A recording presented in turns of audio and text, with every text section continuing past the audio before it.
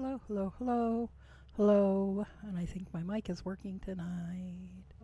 Yay. Whoops. I have to turn, have to mute Twitch. Whoops. There. Are you muted? No, you're not muted. Now you're muted. Okay. Now we're ready to go.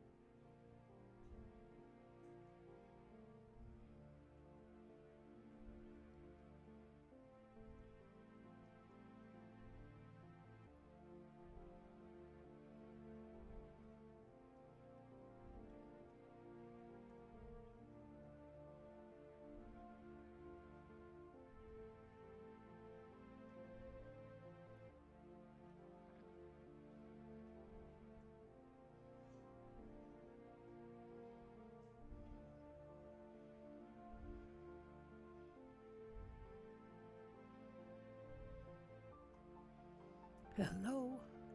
Nobody here yet.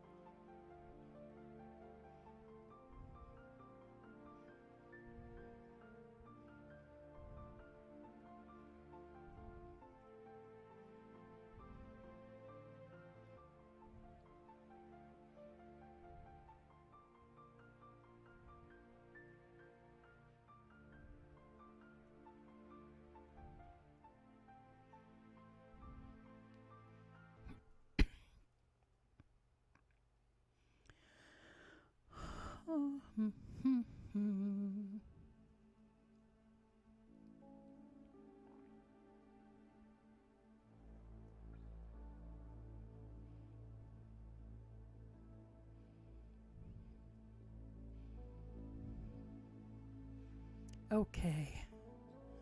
I am all set. Oh, and the bread is in the oven and it smells so good. The microphone where it won't make me cross-eyed.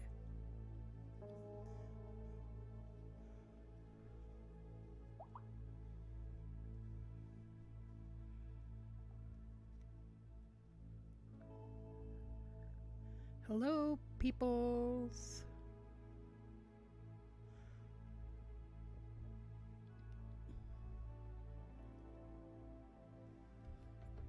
Oh, who's here?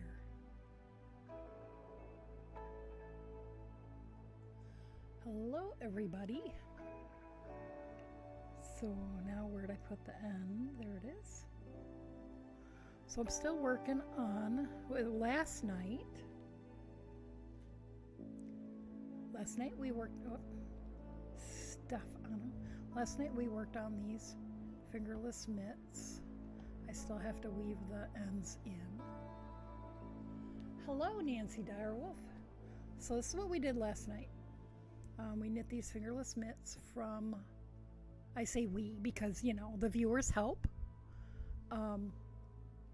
From yarn that I spun on stream sometime last week.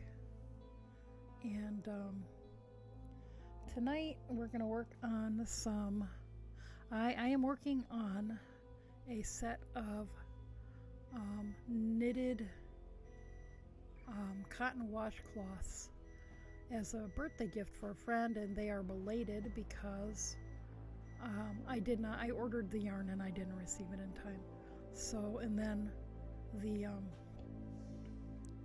then the quarantine thing sort of threw me for a loop. And but I've been working on them a little here and a little there, and they are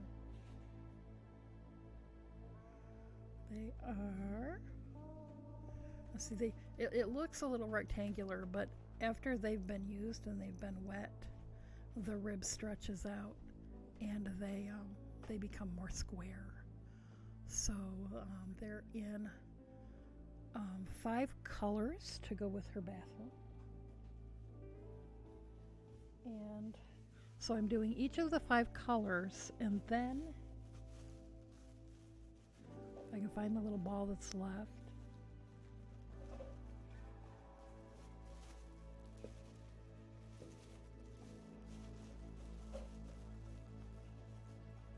So I did 2 from the ball, and this is Knit Dishy.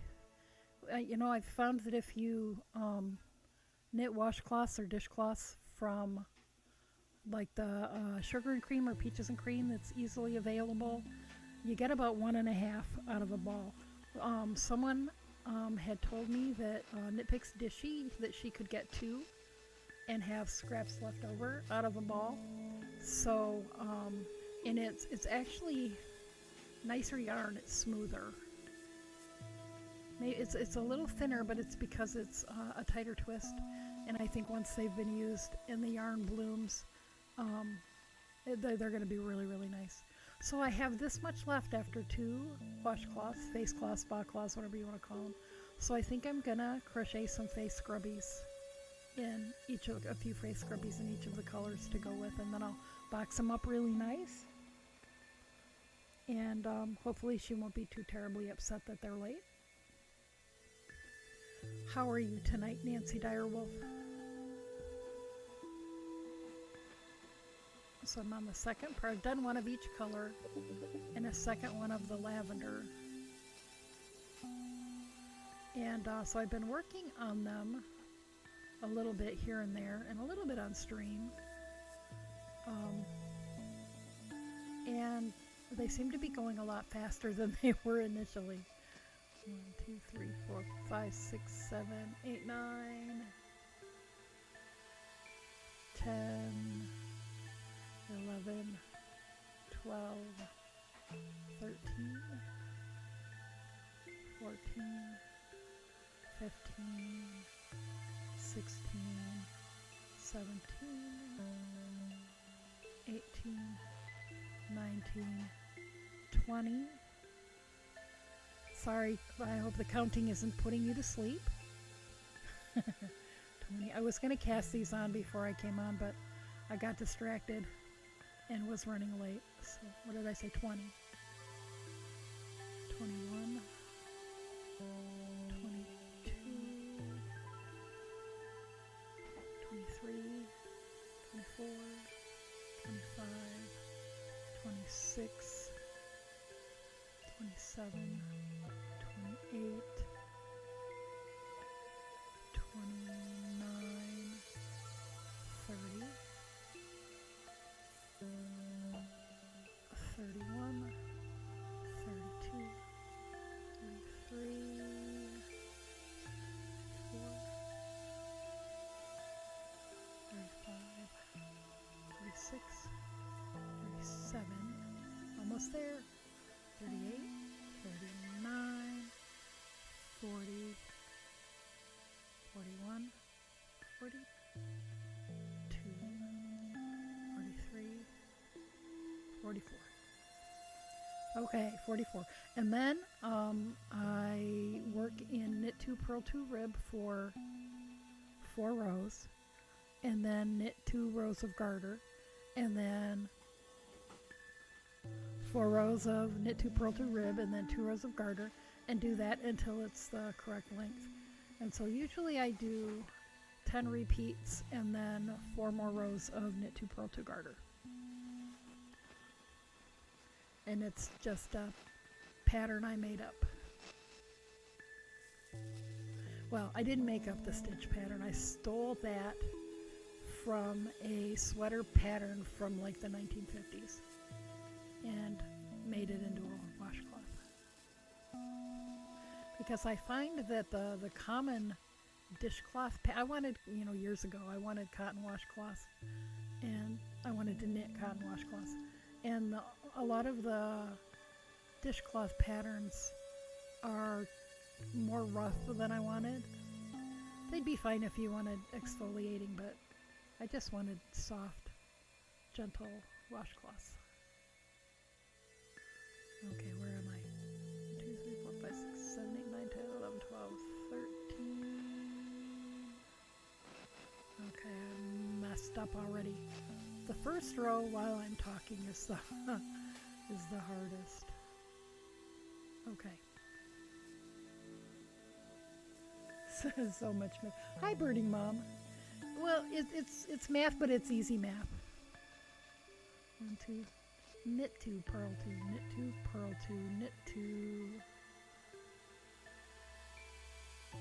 2, purl 2, knit 2, purl 2. Oh, I messed it up that far back already. So close to the beginning. So, Birding Mom, the bread is about to come out of the oven. I thought I was going to get it done before stream, but I didn't. But it's being looked over by others, watched over by others. Knit 2, and it smells really good. Knit 2, purl 2, knit 2, purl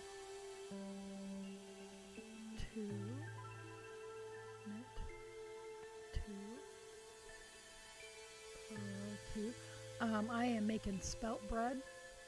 I'm allergic to wheat, modern wheat, but I can eat some of the ancient grains that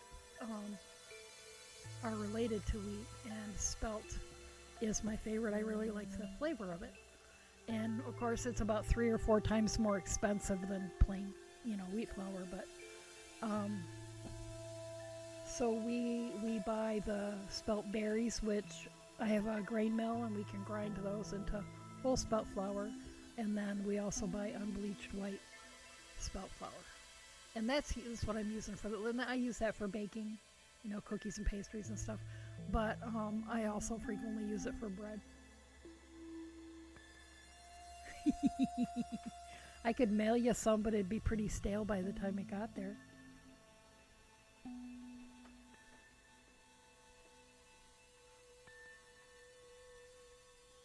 It smells so good. I actually like the flavor of the spelt better than the flavor of modern wheat. It's got more of a nutty flavor or something.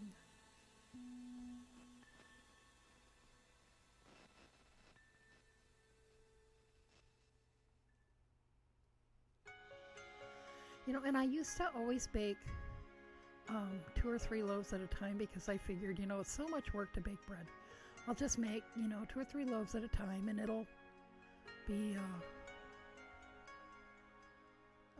it'll last longer. I won't have to make it as often. But I found it's like everybody in the house wants, it smells so good baking, and everybody comes, and wants to have some while it's still warm and the butter melts on it. And so the first loaf is gone before the bread's even cool. But then, we wouldn't necessarily eat all the rest of it because we'd gorged on the still warm bread. And I have found that if I bake 1 loaf at a time, and just more regularly, we are less inclined to do that, and I actually get to make sandwiches out of it and stuff. So it's my sandwich bread. And my husband, our housemate, also eats the spelt. He is also sensitive to wheat. My husband and my stepdaughter usually leave it for us because they seem to digest wheat just fine. So they buy, whatever they want, and we eat the good stuff. I'd be more than happy to share, but, he's like, no, that's yours. Okay, I made a mess here somewhere again.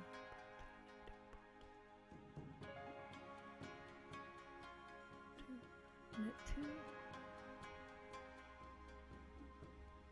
purl 2, Okay. Alrighty, knit 2, purl 2.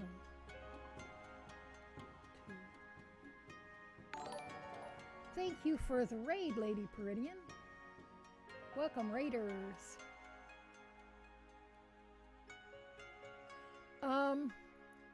Nancy Direwolf asks, where did I learn about that grain? Just from being allergic. Never heard of it before. Very interesting.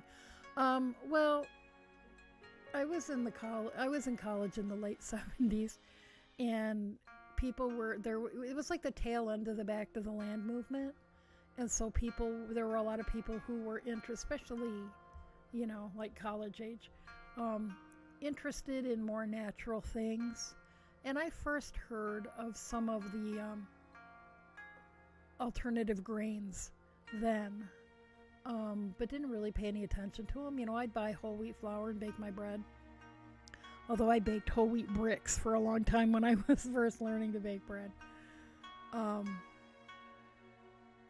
Yeah, I had a really hard time getting whole wheat bread to rise until I later, many years later, learned some tricks.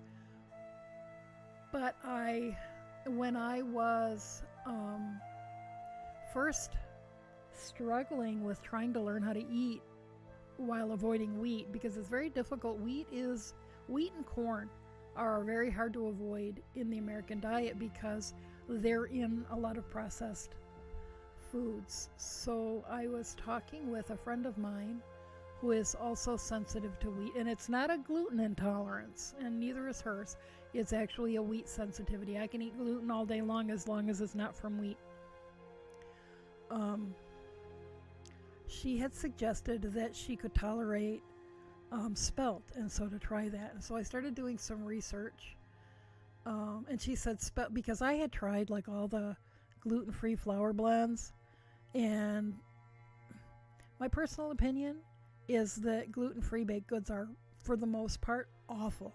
Absolutely awful. I have not found I've found some gluten-free breads that I can force myself to eat, but they're not that good.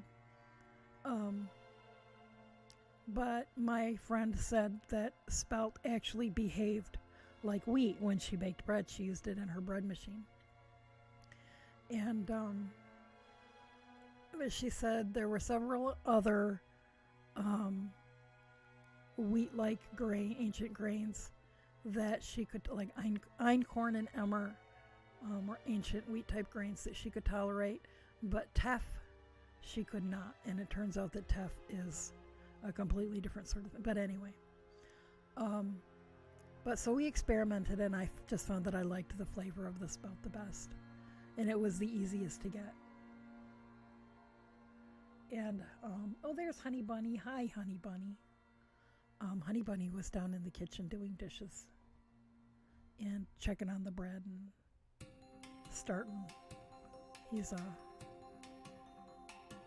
making some dinner because, we're we're on no kind of schedule around here. But there's a place about 45 minutes from us that is a distributor to natural food co-ops up and down the East Coast. And we can go there, and we can order stuff and go there and pick it up.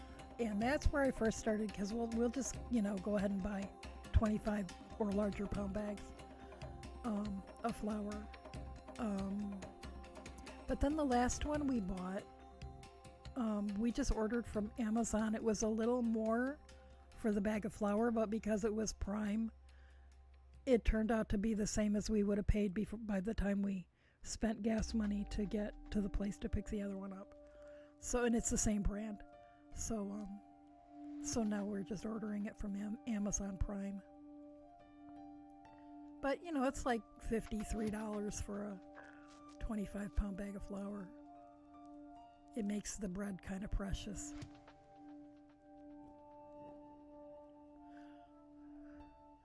So, Lady Peridian, how are the seat cushions going? They're looking very, very spiffy and look like they would be very comfy on the gaming chairs.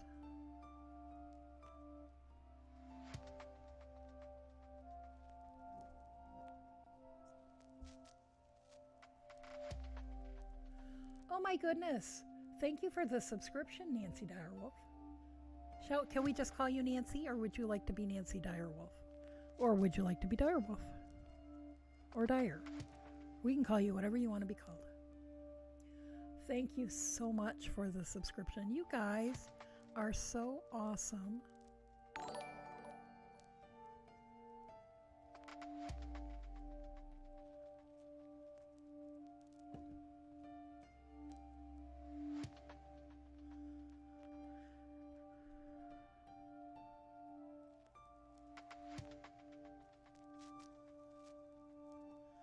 Well,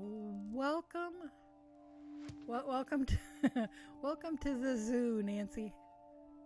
Yeah. I think that we have fun here, and people keep coming back, so we must be having fun most of the time. But you might well have been hanging around. I don't always look to see who's in the what do you call it, the viewer list. But you know, we often get into deep philosophical conversations.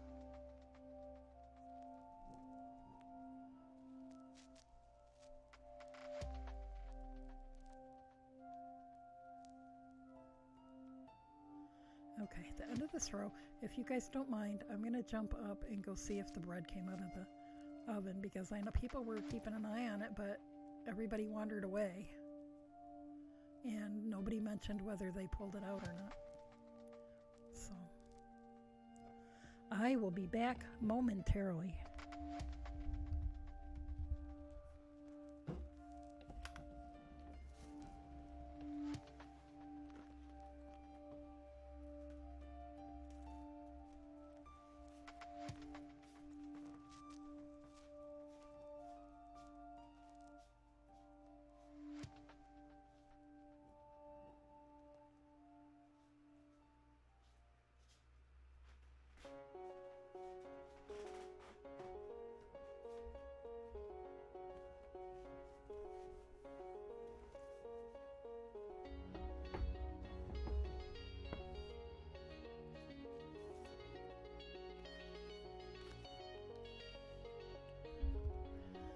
Cool, it's out of the oven and it looks perfect.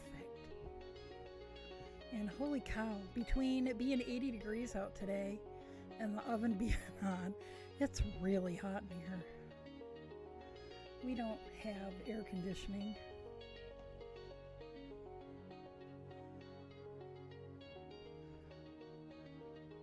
There's ceiling fans in some of the rooms, and if you open all the windows and doors, we get an amazing cross breeze. But we don't have all the windows and doors open yet. Hi, Fiber Mage. How are you tonight?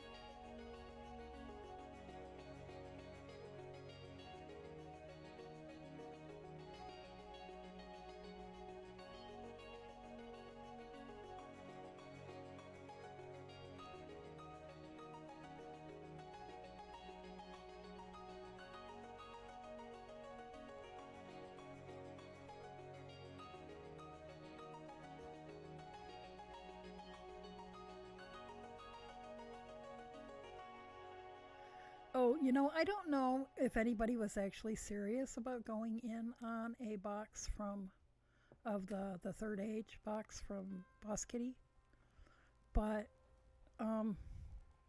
Fiber Mage, I could probably be talked into taking the Mithril, and then you could have the 11s.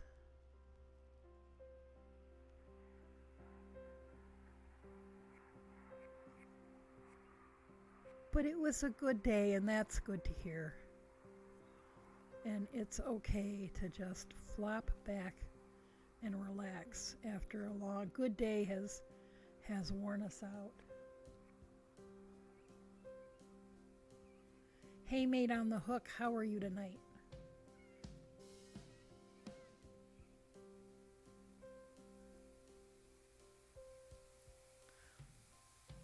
So, y'all may or may not believe this, but I baked bread today.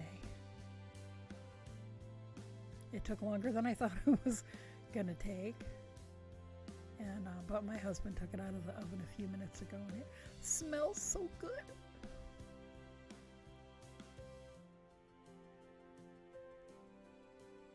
I know I've been saying I need to bake bread for like as long as I've known you guys. And I suspect it was starting to sound like I was crying wolf. But finally did it. Got my laundry done, got bread made. As you can see, I did not get any fiber prepped for spinning. Got plenty of knitting to do though, if you guys don't mind washcloths and charity hats.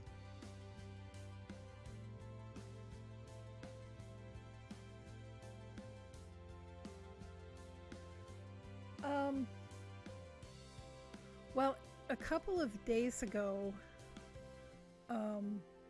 Boss Kitty did a sub-only stream where she introduced her new box, limited edition box set that's based on the Third Age in the Lord of the Rings mythology. Anyway, the world. And I think it's 5 colors of her fingering weight yarn, one of which is sparkly. And it's way too rich for my budget, but it's beautiful. And so we were tossing around the idea of all going into going in together and each person getting, one or whatever, however many skeins of the yarn. And I don't know if we were, I was half serious. If everybody else wanted to do it, I'd take one. But don't do it on my account because I really shouldn't spend the money. But I had called dibs on 11s, which is the skein that represents the hobbits. And Fiber Mage was sad because that was the one she liked. And so so Boss Kitty released it to the world in her stream tonight. So I think it was Sunday night. Sunday night, she put up 10 boxes in her store for subs only, and it sold out in less than 5 minutes. And so she put up 10 more for pre-order. They sold out immediately, so she put up 10 more for pre-order. So tonight she was putting up pre-orders for everybody who's not a sub. And I was confused at first because I had forgotten that somebody gave me a gift sub to her channel, and but I saw her streaming, and so I clicked in there, and and they're talking about the show and the colors and everything, and then they posted the link to where you could buy it, and I just went to look to see how much the box set was, and it said something about subs only, and I'm like, wait. Why am I able to see this? And then I was like, oh yeah, I forgot. I have a subscription. But they're lovely. There's one called Mithril that's like a pale, cool gray, with stellina. There's one. The only one that's speckled is 11s, and it's in hobbity colors. There's one that's called Storm something, but it represents Gandalf, and it's blues and grays and white, and is I forget how she described it, but it's like a hand painted or a variegated. It's very pretty. It didn't appeal to me as much as some of the other ones. There's one that is the Eye of Sauron. I can't remember the name of it. She always has very clever names. But the one that represents the Eye of Sauron is reds and oranges and maybe some yellow. It was lovely. Not typically my colors, but I'd make a pair of socks out of it. And I forget but that's 3, right? Mithril? Oh no, that's 4. There's one more and I can't remember.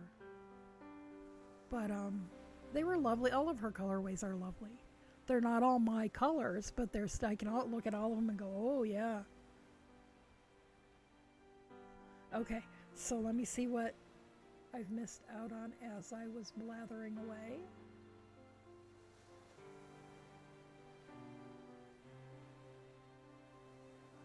Made on the Hook is so busy. Hubby goes back to work tomorrow, so the past 2 days have been a lot. Oh yeah. Yeah, I go back to work tentatively on June 5th, unless I hear otherwise. That's the day that everybody in Pennsylvania goes green face. And that's the day the court's open and her husband's a lawyer, an attorney. He's an attorney.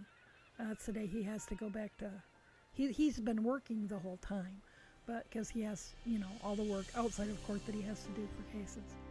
But so he has to go back to court on the 5th, and so they decided that'd be a fair day to assume that we'll be reopening. Fiber Mage is on the ribbing of a top-down sweater. It's your first hand spun, and you spun it right. That's so exciting. I may have said this before, but I have this fantasy. I have this fantasy about like growing acres and acres of flax. I don't know where I'm going to grow it because, my house sits on like 2/10 of an acre, which is a pretty big lot for being in town, but, it's not, not acres and acres. And, it has buildings and chicken coops on it. But I want to grow all this flax, and then I want to process it, and then I want to spin it, and then I want to weave it into linen and make my own set of bed sheets. I think it would just be absolutely amazing to sleep on sheets that I made all the way from the beginning. Actually growing the fiber and processing it and spinning it and weaving it. And I don't know if I have enough years left in my life to grow and process that much flax, but especially since I am not yet an accomplished flax spinner. You're actually over budget for a bit, so you probably won't be getting it. You mean the Boss Kitty yarn? Well, like I said, I shouldn't. But if everybody else wanted to and it depended on me participating, I would. But I really shouldn't. I got some other things I need to spend money on right now. Oh, and I ordered the table that Ashley has from IKEA. It will be delivered on June 18th. It's like, holy cow. I could have it faster if I went and picked it up. But IKEA is a ways away, and it's a direction none of us ever go. So it would have to be made as a special trip, and I'm not ready to venture forth to that far yet. So I'll wait.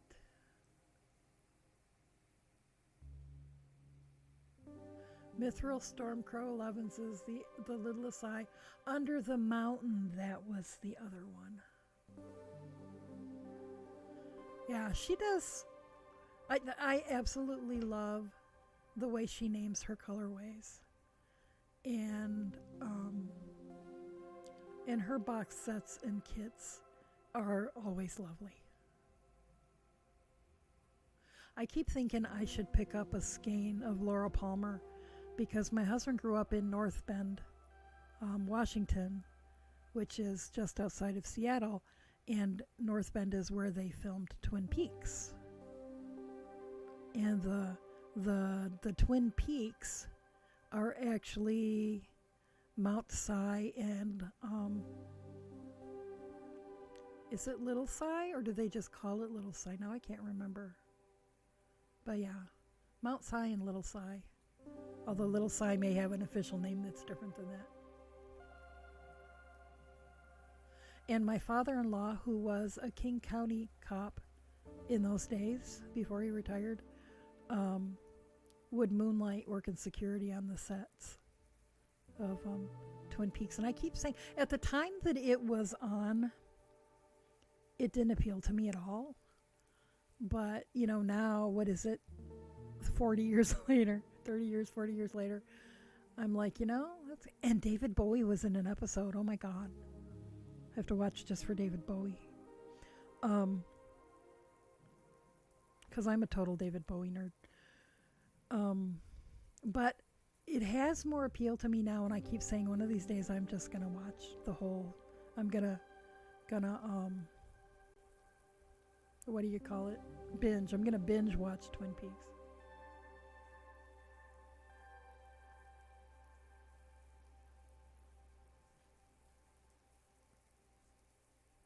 There's a company in Oregon who are growing and processing flax for fiber working. That's good to know, because people around here have a hard time finding flax to spin.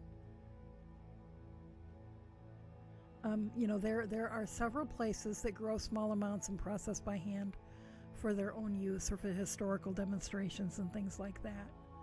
But it has been hard to find good quality flax for hand spinning. So I have to look into that. Okay, gonna knit. So I forgot to change my commands because I was running really behind and went live before I remembered I needed to do that. So anyway, what I am using, I'm knitting dishcloths that some of you saw me work on a different one in the last week or so. I'm trying to get this. It's a belated birthday present. And it's belated in part because I ordered the yarn and didn't get it in time because I didn't plan far enough ahead. And it's not Nick Pick's fault at all. It's my fault that the yarn didn't arrive in time. But, and then everything got thrown cattywampus when, we went on quarantine. And I got distracted by trying to have things prepared to do on stream. And then I was going through some stuff and went, oh, look, I need to finish these. So hopefully she won't be too mad at me that her birthday is so late. But so I bought 5 colors of Dishy from Knit Picks because the yarn hoarder knits a lot of washcloths and dishcloths, and she recommended it. And one of the things that I liked from her experience was that she could get 2 washcloths from a ball, whereas with what are the other ones that people typically use? Peaches and cream and sugar and cream. I get about a washcloth and a half. And this really is a nicer yarn. I don't know if you can really see. It's 4-ply, I think. Looks like 4-ply, and it's very smooth. And it's like it's a smoother fiber and maybe a longer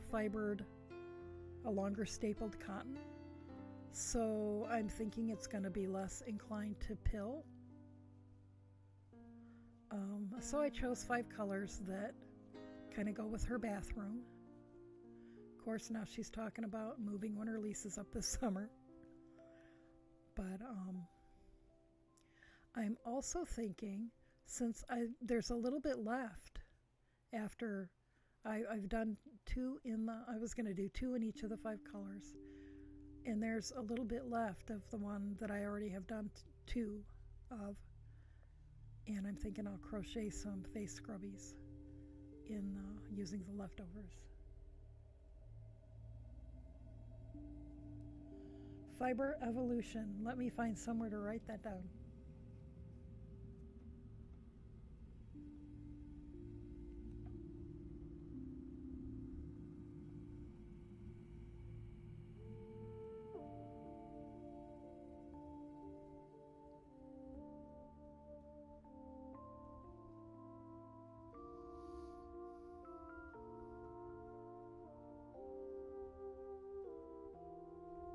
Cool. Thank you very much. You guys, are often such a wealth of information. I need a notebook to keep keep nearby when I'm streaming so I can write stuff down.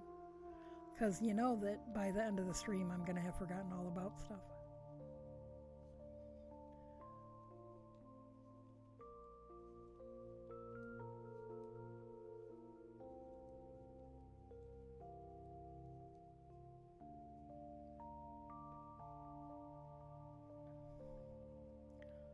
Okay, so what I did was, for anybody that wasn't here, I cast on 44 stitches, and then I knit 4 rows of knit 2 purl 2 rib, and then I knit 2 rows of garter, and then 4 more, and then I repeat that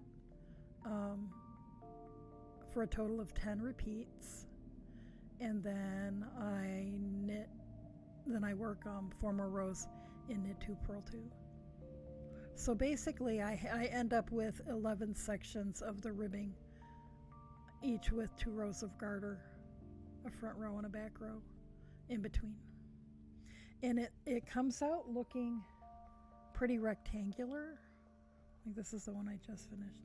It comes out looking kind of rectangular, but once it's been wet and used, the ribbing stretches out and it becomes square. And it makes a really nice soft washcloth, although it does have, you know, a little bit of ridges, so if you want a little bit of exfoliation, that's there. But it's not like all nubby like the ones that are all garter stitch, which would be fine. As I said earlier, that'd be fine if you want that exfoliation. But I was going for more of a soft face cloth sort of a thing.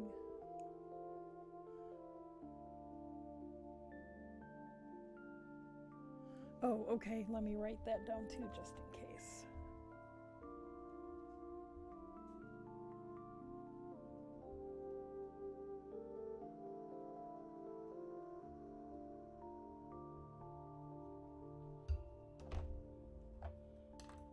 Okay.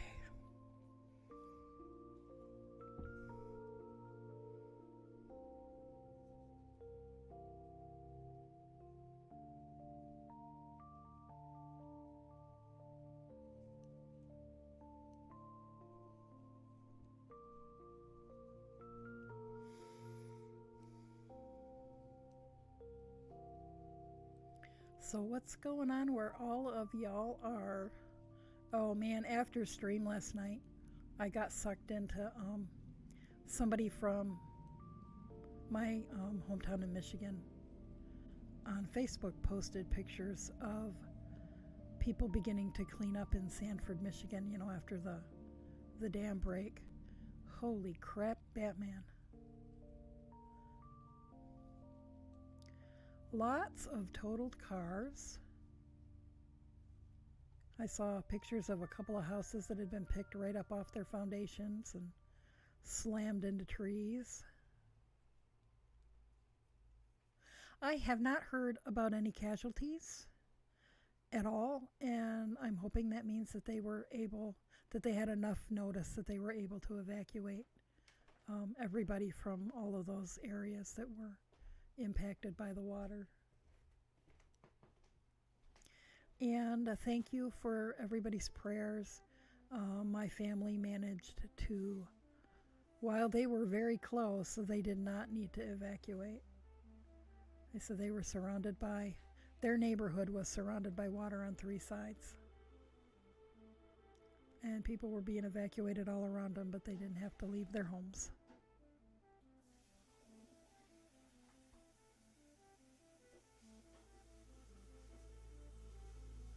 You know, and now I hear that June is going to have both a solar and a lunar eclipse. So, you know, I wonder what kind of catastrophic nonsense that might trigger.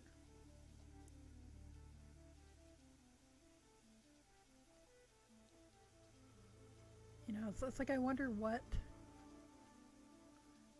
how much effect does an eclipse have on the tides. You know, because the movement of the moon, obviously we know, is responsible for the rise and fall of the ocean's tides. And apparently even has an effect on our physical bodies because we're such a large percentage of water.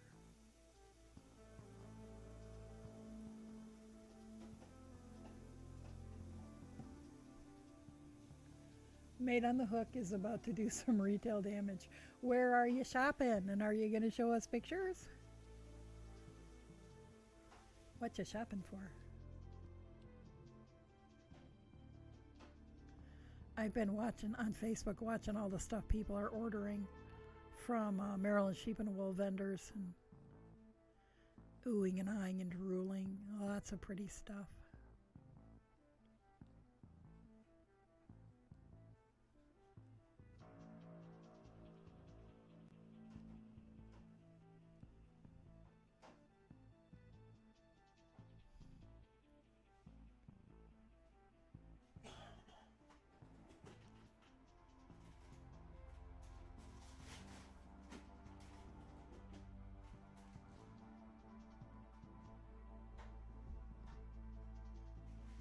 Okay, so if you guys hear clanking and banging, it's my husband in the kitchen.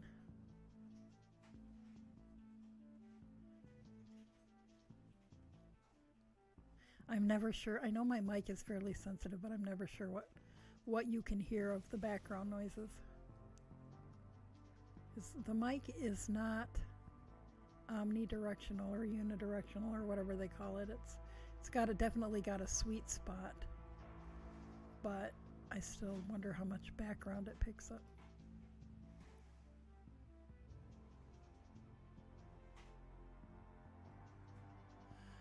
Vibromage needs a semi-stretchy cast off that doesn't flare and can be done in 2x2 rib. Go. Not getting it from me. I just do what I do and hope for the best.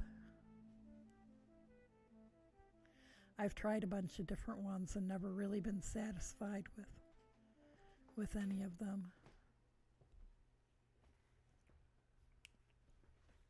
Did you take the bread out? No. Or did Sean must have taken it out? It looks perfect. That's all there was in the other package too, but they're big.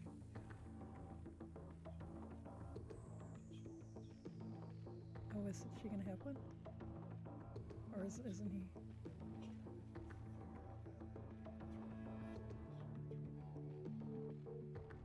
Oh, I guess I thought he was gonna be included. No, he's just laying down. Well, she was gonna make her Brussels sprouts. Okay, I'm good with 1 piece. So, okay, sorry. Dinner negotiations.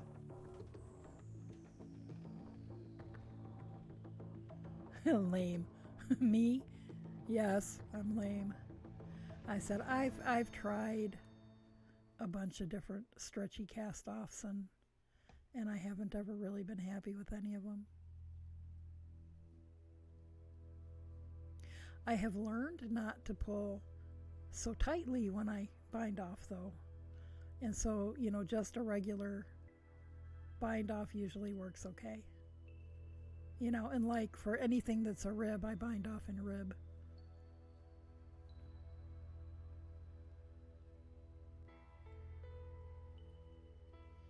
Because I went from binding off way too tight to binding off way too loose and eventually found a place in the middle that I'm happy with.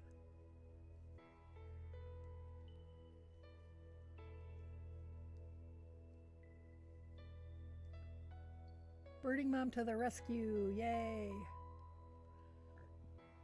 Knit purl first stitch, then twist right needle in a complete circle. Knit purl the second stitch past the first stitch over. Rotate right needle in a circle and continue.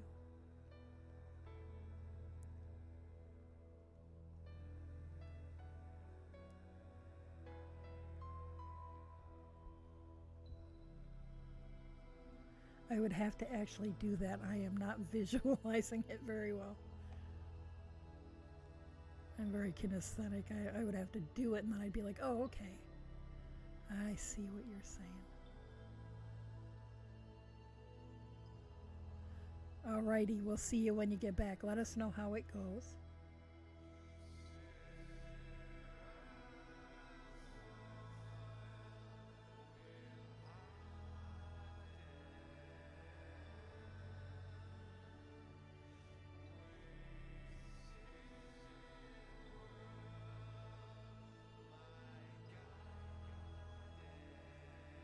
Lori's Twisty Bind Off on YouTube.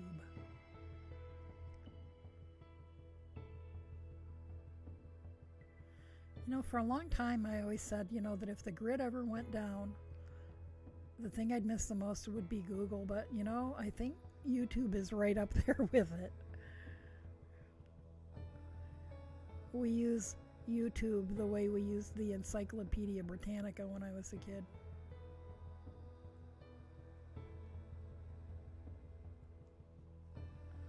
No, Birdie Mom says, no problem. I was thinking of doing a series of cast-on bind-off streams once I start. That's an excellent idea. I can't wait.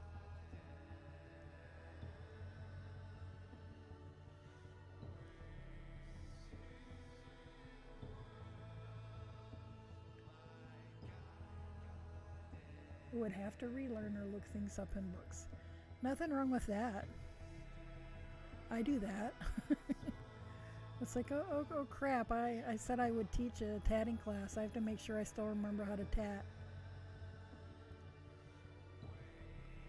Or I said I would teach a class on whatever. It's like, oh.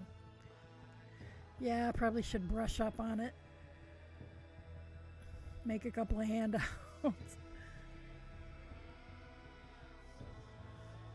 See, I would never make a handout. I would encourage people to take notes. But people like handouts. But see, I learn a lot more from taking notes than I do from going back and looking at a handout. So that's the way my brain works. But I have found that most people want a handout. And if they're going to take notes, they'll take notes on the back of the handout. So then every time I'm going to teach a class, I have to remember where I have the handout for that class on my computer so I can print some copies.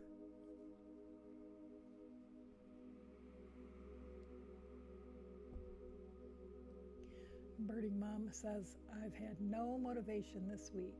You've been a slug. Well, you know, over the weekend, I just wasn't feeling good. And now it's like my head's more clear. I feel better, but I'm tired, like physically tired. Of course, that doesn't mean I'm getting to sleep any earlier.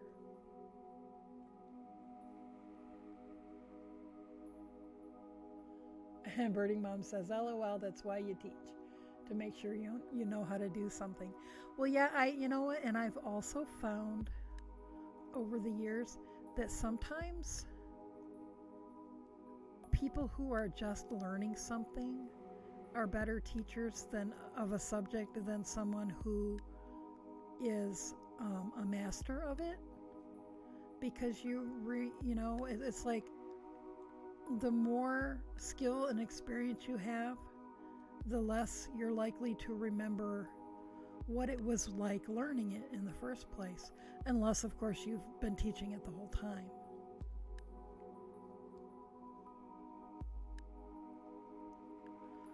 So anytime I ever hear anybody say, well, they asked me to teach blah blah blah at my yarn shop, but I don't think I'm experienced enough. I've only been doing this for so many years.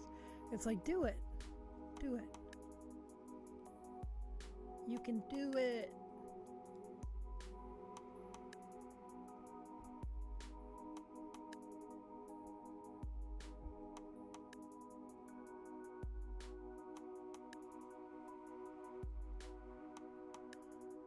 Birding Mom took a class where you made binders with notes, swatches, handouts, etc.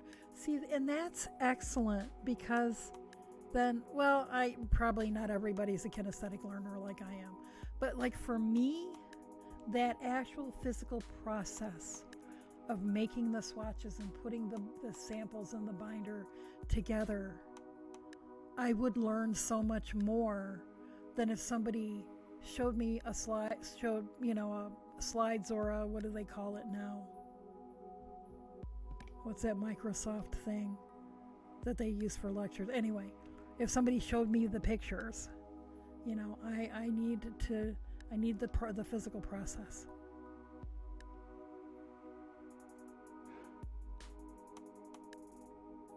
Whoops, I'm on the other end. PowerPoint, that's it. Because see, I have learned to use Microsoft Office by the seat of my pants. And the same with the spreadsheet one. But only because I had some experience with some other spreadsheets. But mostly spreadsheets I know enough to get myself in trouble. And the database one I don't know so much about. I don't know anything about PowerPoint because I am of an age where all that stuff came after I was long out of school.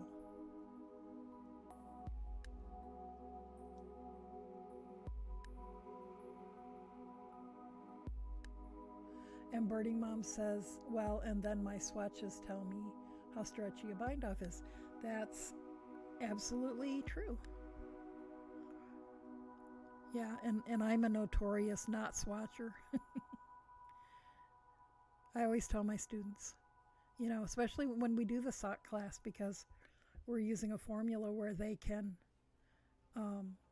pick their yarn, pick the needles that will work with it, and then they need to make a swatch so they in the round, because a lot of people's in the round swatches are different than their flat swatches, your tension.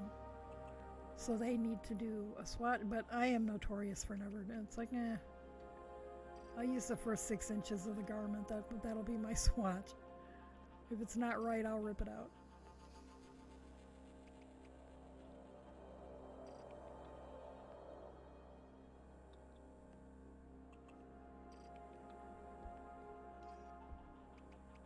But a lot of the stuff I knit to sell, it doesn't. The swatches don't matter.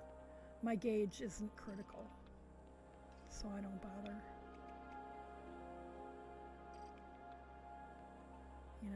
Mitts and mittens and hats, they'll fit somebody, whether they're a little bigger or a little smaller than the last pair, doesn't matter. But if you're knitting something according to a pattern that needs to fit a certain size, then you really ought to do your swatches.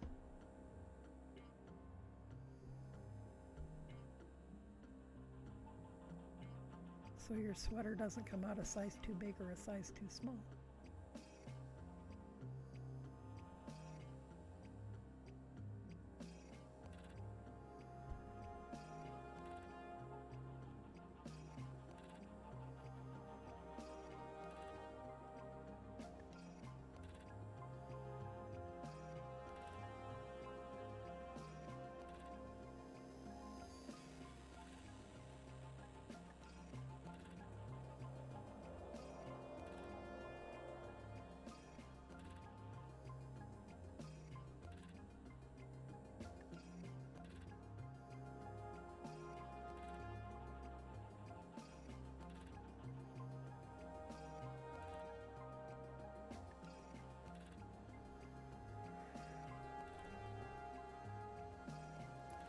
I've never timed one of these washcloths. I have no idea how long they typically take me.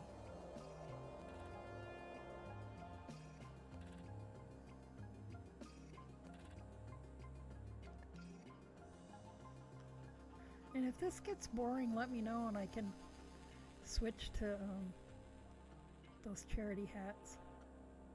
I don't know that going around and around on a hat is any less boring.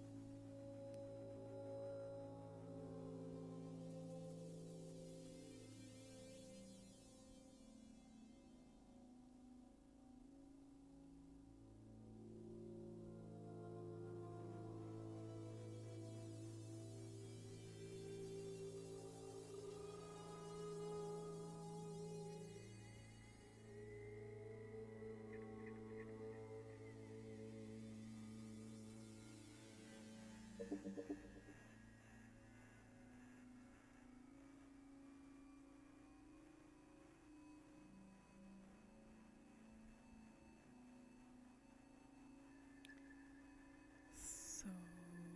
what do you guys want to talk about?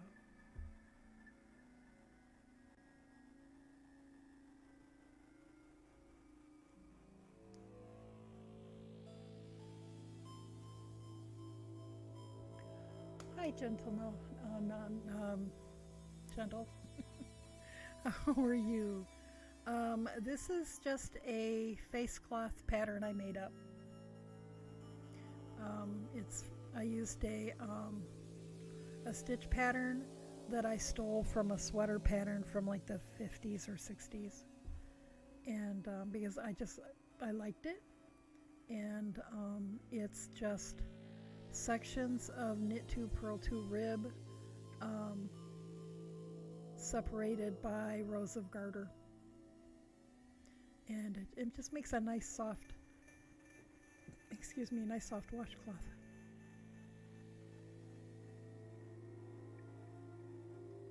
Kitties need food now, yeah, those demanding felines.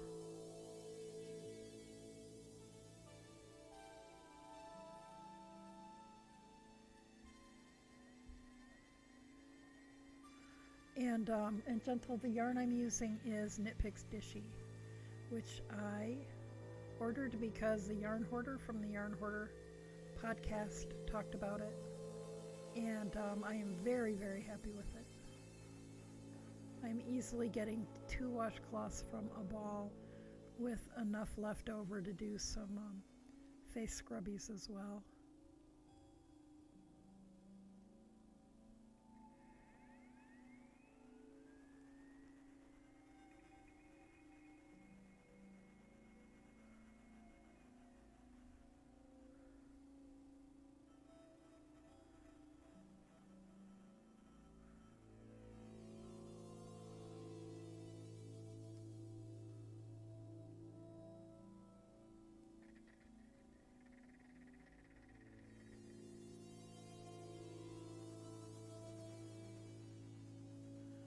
And you find yourself unable to use any Red Heart acrylic or any Burnett's softy chunky anymore.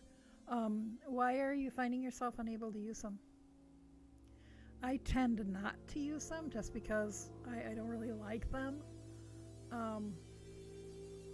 But I do sometimes use Red Heart for charity knitting if it's stuff that, you know,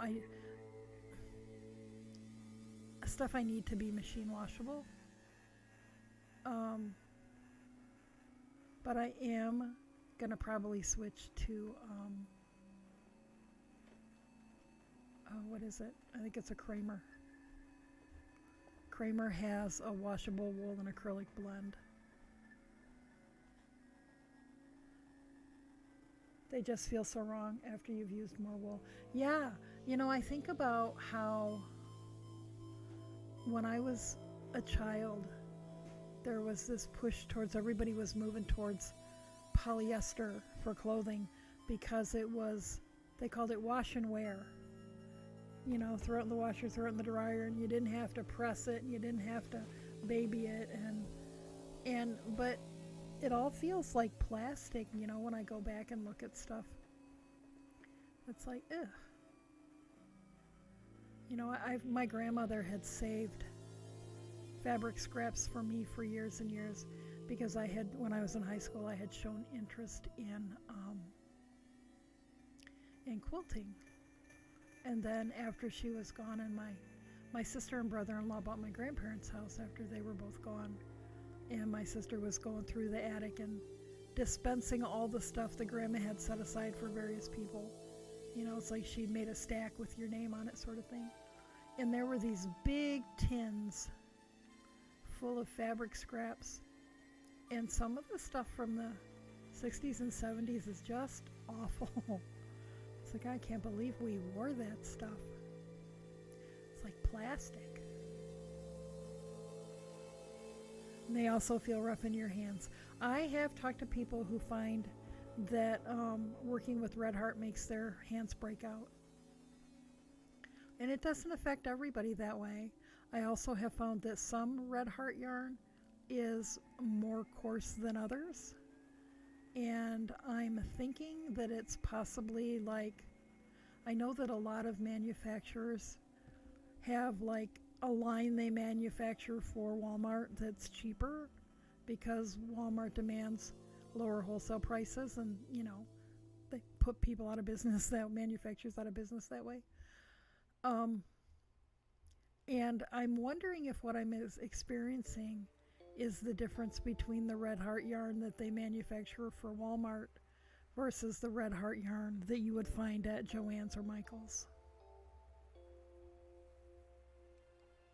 But that's just my biased opinion, so feel free to agree or disagree.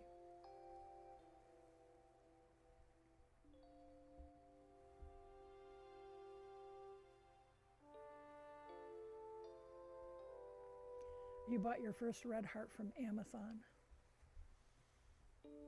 and ended up giving some away.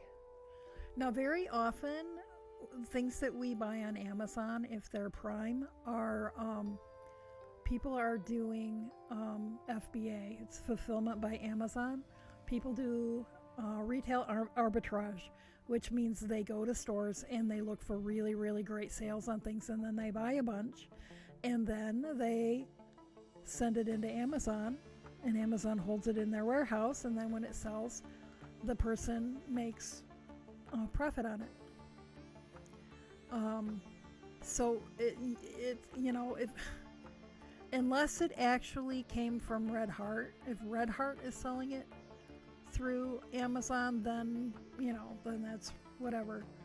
But if it's someone else selling it through Amazon, there's no way to know where they may have gotten it.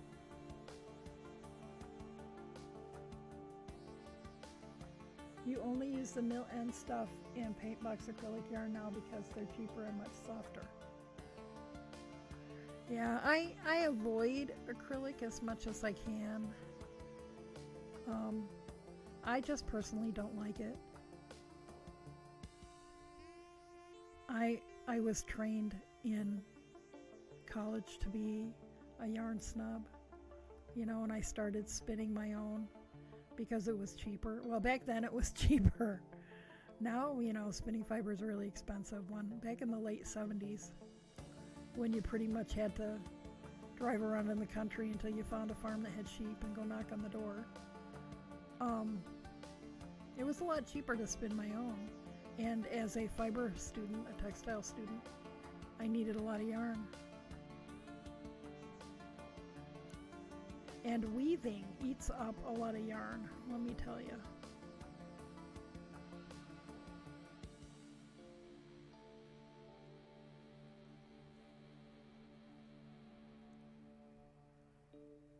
Wool ease. I've used some wool ease, and that does have some. It's mostly acrylic, but it does have some wool in it. I think that the yarn I'm looking at from Kramer, and some of you guys know what it is because we've talked about it. Perfection? Is it Kramer Perfection? It comes in worsted and sport, or DK maybe, in a bunch of colors. It's more expensive than Red Heart, but not as expensive as like buying superwash. And my local yarn shop has it. So that's what I think. That's what she recommended when I said, what yarn would she recommend for charity knitting that's a washable wool? And she recommended the Perfection. And I think it's the larger percentage is acrylic, but it does have wool in it. And it's much softer than Red Heart.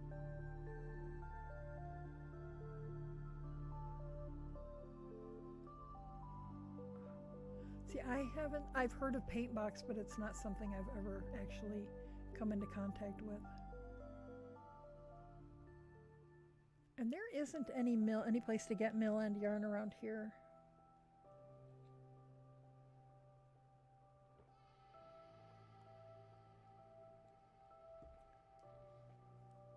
There's a really, really big outlet mall near my mom in Birch Run, Michigan.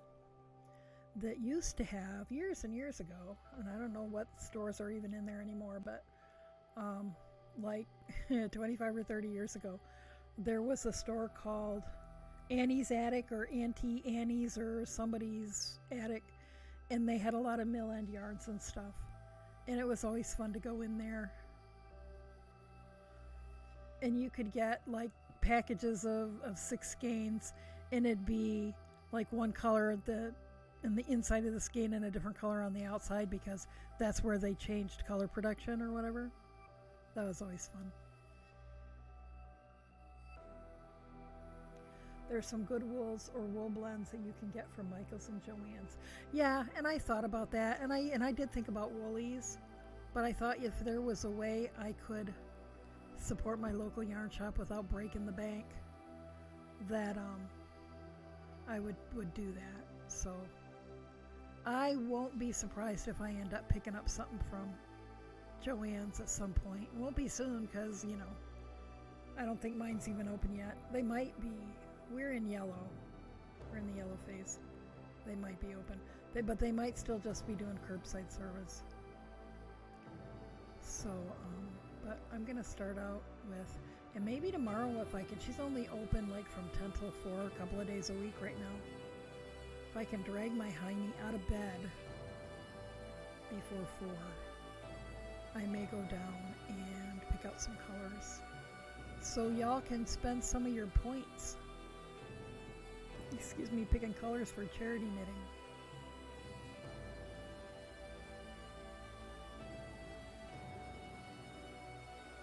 But you know, to be honest, I haven't looked that closely. Well, I don't get to Joann's or Michael's very often, because I am dependent on someone taking me there, because due to health things, I have not been driving for a while.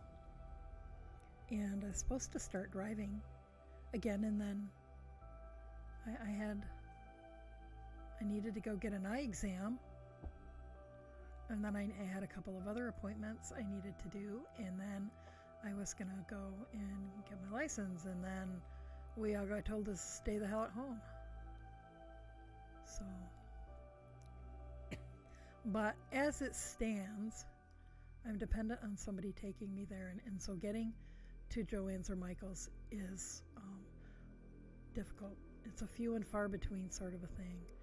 And I haven't really looked at yarn when I've been there of late, because most everything I do is hand spun.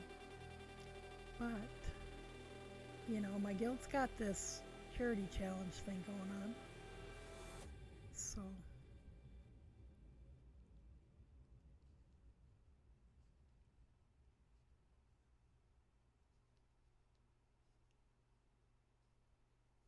you know, and I looked on, several of you had said that Joann's was having a sale several weeks ago on yarn. And I did look, but without being able to touch it, you know, it's like I want to go feel it, and I just couldn't talk myself into anything because I wanted to go see it. You know, I'm less hesitant to order indie yarn online, because I know where most of the dyers get their base yarn, and I know what it feels like. And so then it's just a matter of how true the colors look on my monitor. But with brands of yarn with which I am unfamiliar, it's I don't know. Although, you know, realistically, it's, you know, if it's wool or a blend, is it really going to be any crunchier than Red Heart Super Saver? Probably not.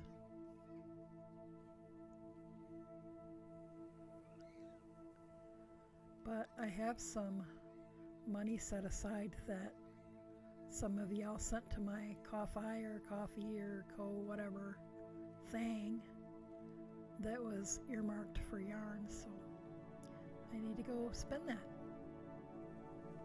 Sitting in my PayPal waiting to get used, so.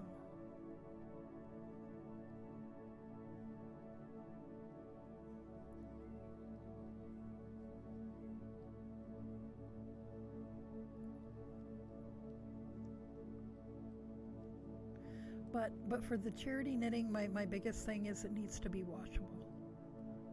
And I know I've said this a million times, but I would hate for some person who has no control over how their hat or their mittens get laundered to have it get ruined the first time it's washed and not be able to get another one.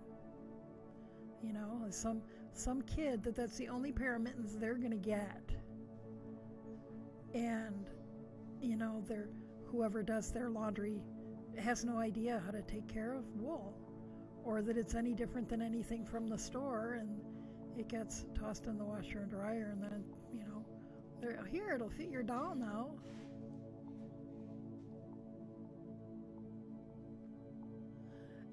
Yeah, I hear you, Gentle. Well, even with these washcloths, although, you know, they're not really gonna shrink, or even if they shrunk a little, it wouldn't matter. But I'm concerned about the colors. I've not used this yarn before. I don't know, you know, if the colors are gonna run at all. So there will be a note, a very visible note in the package. This says, you know, please wash these with like colors. Colors may run.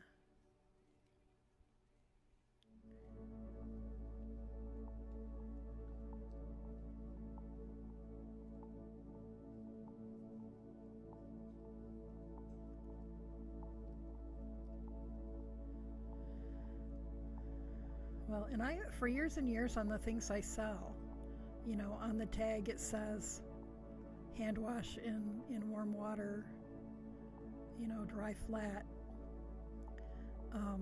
But I've been thinking about like dye chemistry and stuff, and I really should say to hand wash in cool water, because any colors that are gonna discharge are gonna do that in hot water or even warm water, but in cool water they're less likely. I have had so much tie-dye because people are like, oh yeah, watch that in hot, it'll get all the extra dye out. Well, you know, I've got tie-dye that's 20 years old that if you accidentally put a white t-shirt in the wash with it, it's not going to be white anymore.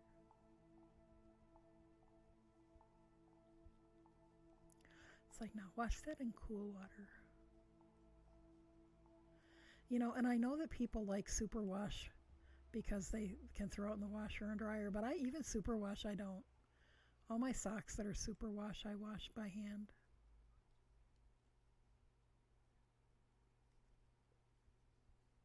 Because, you know, like Gentle says, the anxiety.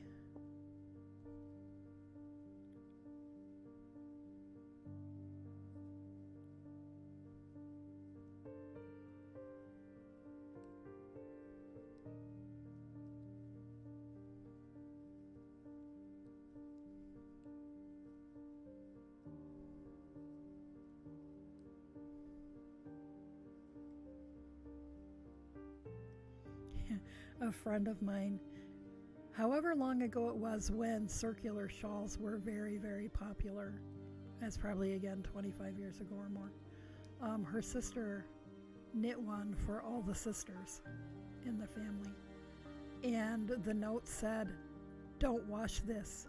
When it needs to be washed, mail it to me.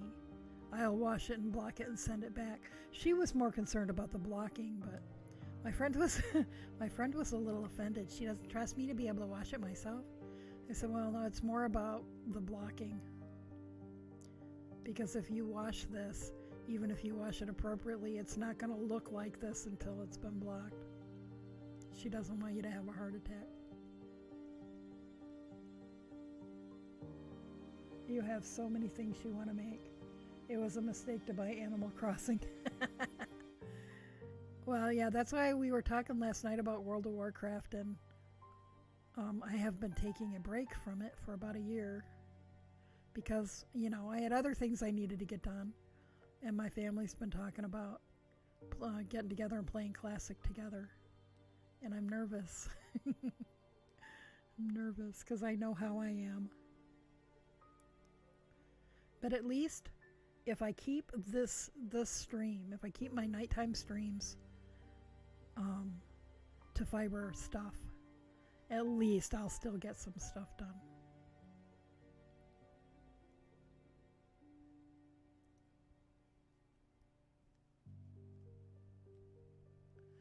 Didn't find a cast off that you liked, so went up 4 needle sizes and cast off normally.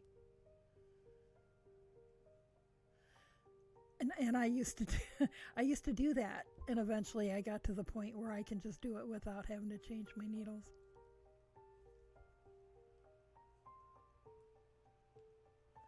Lady Peridian says, yes, we were.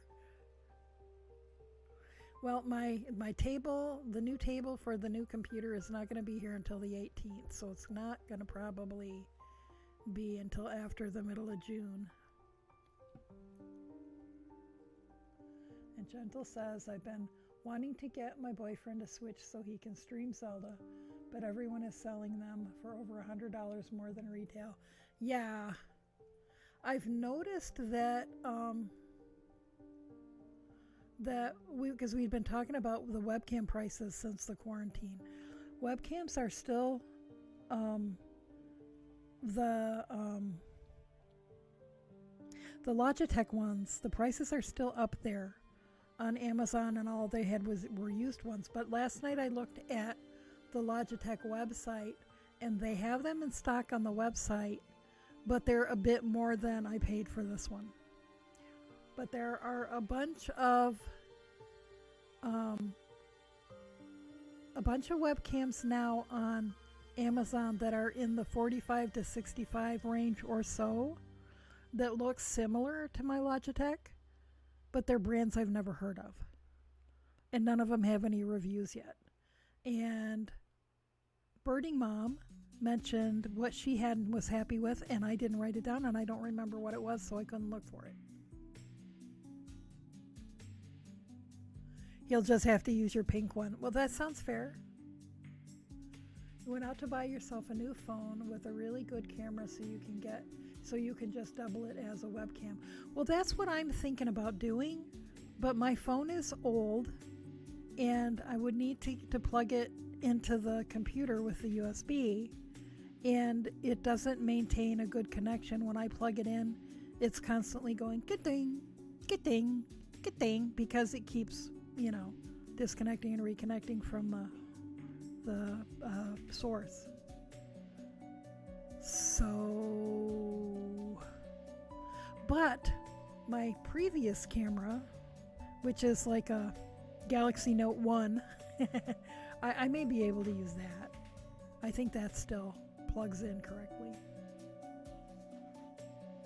It's a Hue HD USB that came recommended. Hue HD.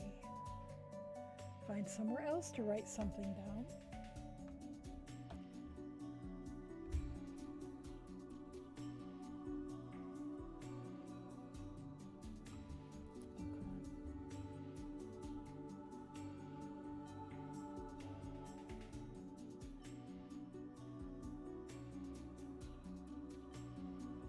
Okay, I'll look into that. Do you remember what the price range was, Burning Moon?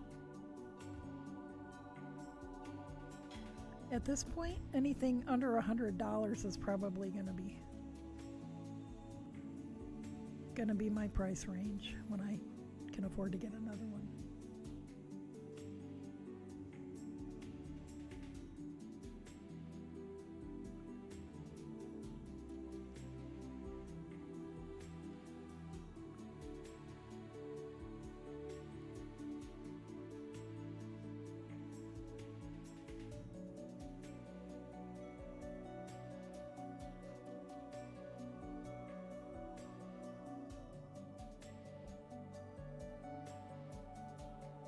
Easily under 100. Okay.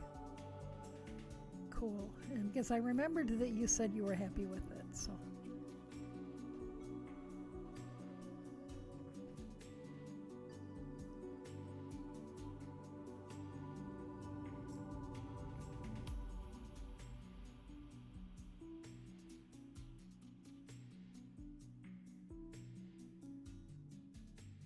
Because I am very happy with my Logitech.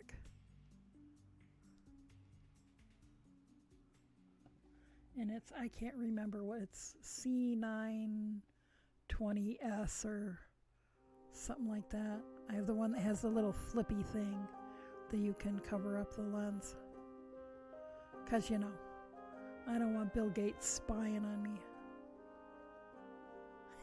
Or whoever it is that spies on us.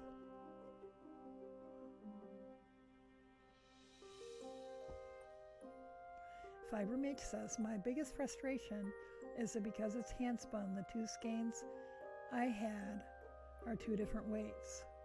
Sigh. So the top half of the sweater is DK and the bottom is the sport fingering lace. But you know what? It gives it character. It's a design element.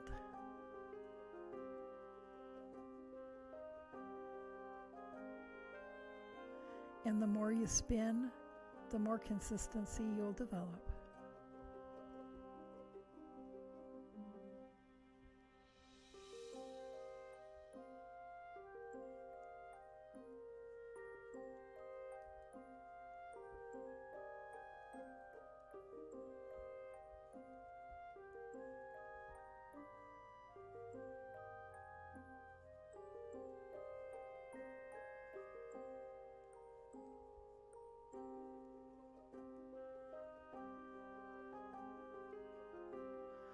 You know, sometimes I think about the fact that, you know, if we had lived like, you know, 300 or 400 years ago, we would all have learned to spin as young children, and we'd all be like masters by now.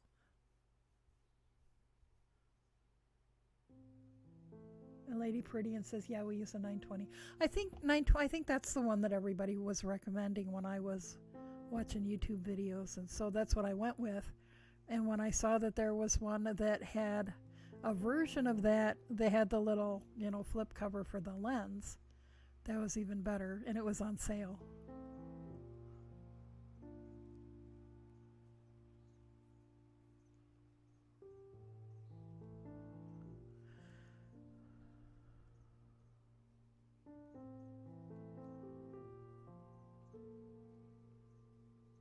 And I've been very happy with it and would have bought more if things had not gone and gotten all silly.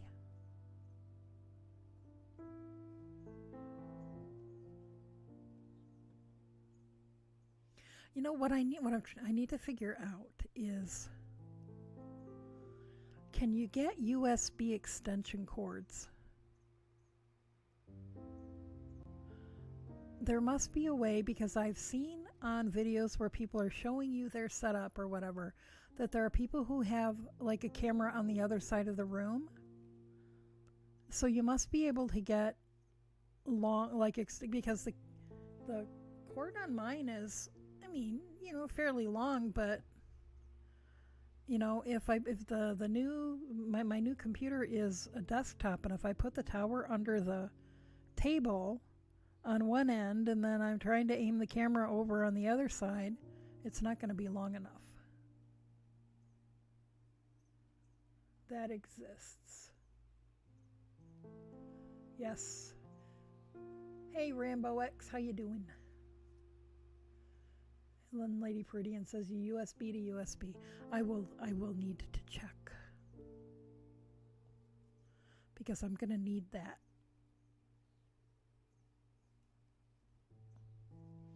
Hasn't been an issue now because I'm, you know, cramped up into this little itty bitty teeny tiny space, but when I'm able to spread out a little bit, can get them in various lengths. That's good to know.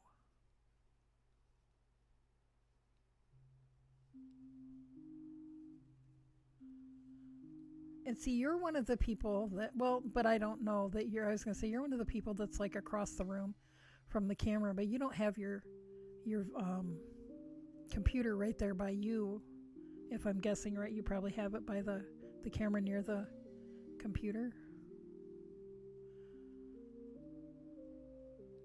But I've seen people that have, they have a face cam right where they are, and then they have, another camera behind them across the room, and they have another one here, another one, and I'm like, how the heck? How are you doing that? Unless they're doing it by Bluetooth, but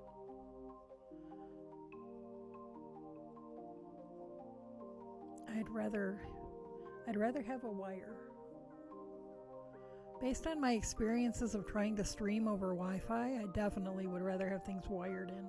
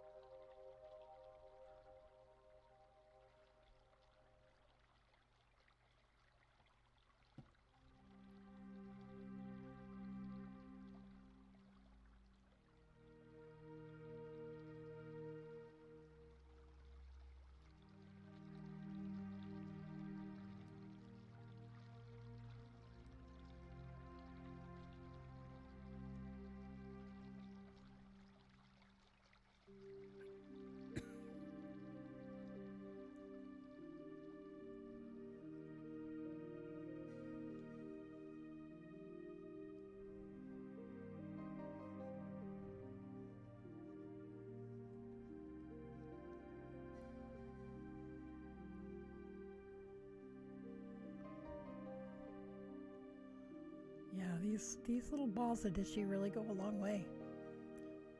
Makes me happy.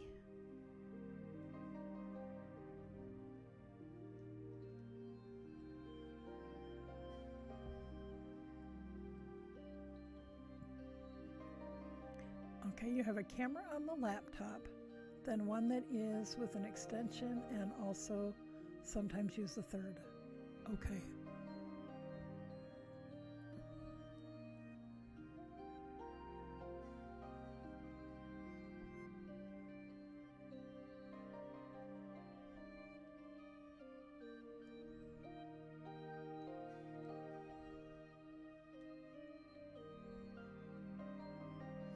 I had initially thought that I would, eventually want to get a DSLR for streaming, but from all the videos that I watched, while I still would like to have a DSLR, apparently they're not all that ideal for most streamers' needs. That for most of us in our streaming situations, a good webcam is really what will work best.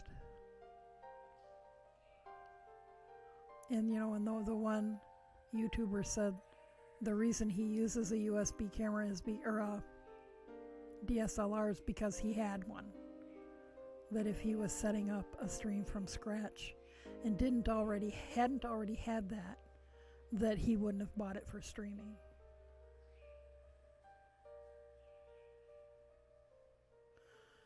Well, I do have a webcam on the laptop, but frankly it sucks. But this is an older laptop. The new computer does not, because it's not a laptop.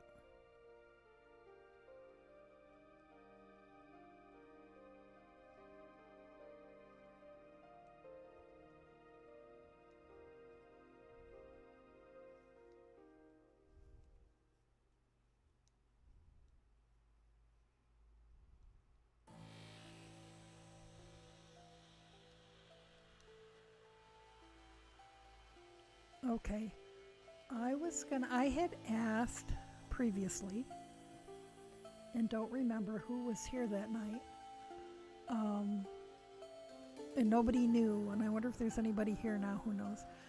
When I set up the new computer and install Streamlabs on it, is all of my settings for, like my scenes and overlays and things, are those in the cloud?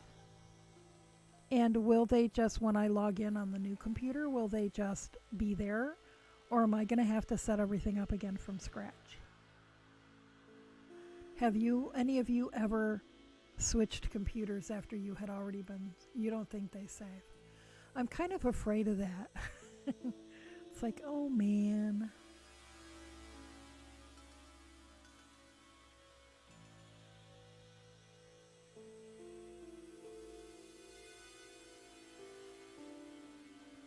You've had it on both your broken PC and your laptop and it doesn't save. Well, it should.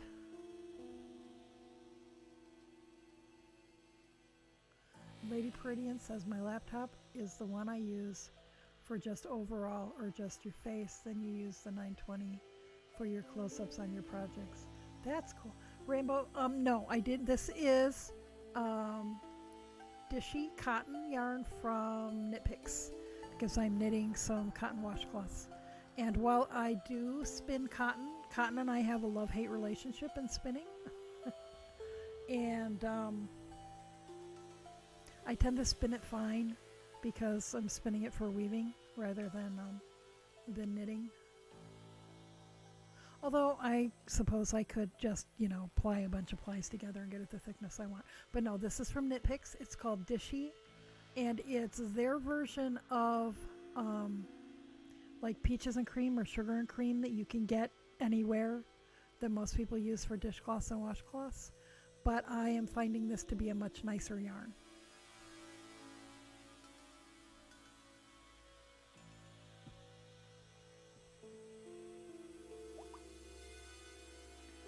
And Lady Peridian says, I use Streamlabs OBS on your laptop and your computer, and they transfer. Okay, well, I am hoping for the best.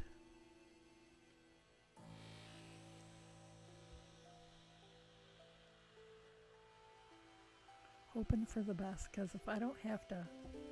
It took a fair amount of doinking around to get things the way I wanted them. And if I don't have to do it again, that would be lovely.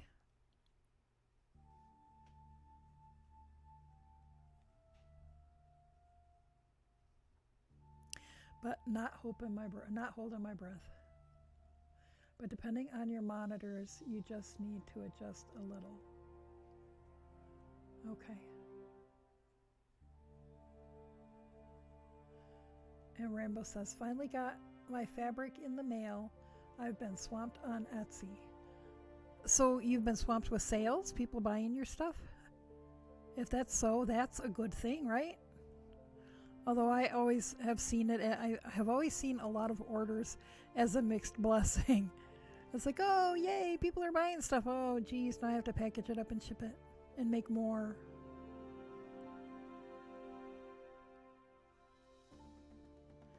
I'm glad you got your fabric that you've been waiting for. That's awesome. And congratulations.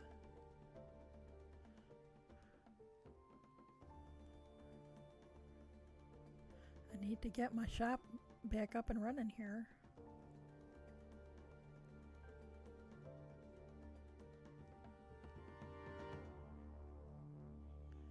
Gotta get pictures taken. Postage went up. Well, of course it did. I hadn't heard that, but everything else in the world is stacked against us. Why not postage too? When I first started selling things online, you could get these ginormous boxes from the post office for a priority that cost like $4.95 to ship. And I have an old box with fabric scraps in it that a friend of mine sent me a bunch of fabric to make cloth diapers for one of her kids. Probably 18 years ago. So this box, probably like 12 by 12 by 12, and it costs $4.95 to send it priority from California to Pennsylvania. And now Now it's like, what, $7.95 to send an envelope or whatever. Gentle says my packages. Oh wait, I missed something. Fiber Mage cast off, yay! And Gentle says my packages are usually $3.50, and when I was selling my pens, they went up to $4.90.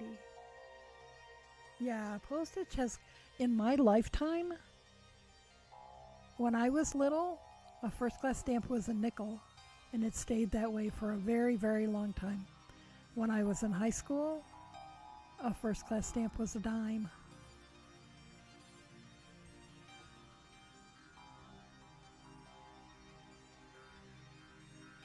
Yeah, if I ever made such, she'll post a picture. Rambo says I could ship my dog collars around $3, but haven't recently checked to see if it went up.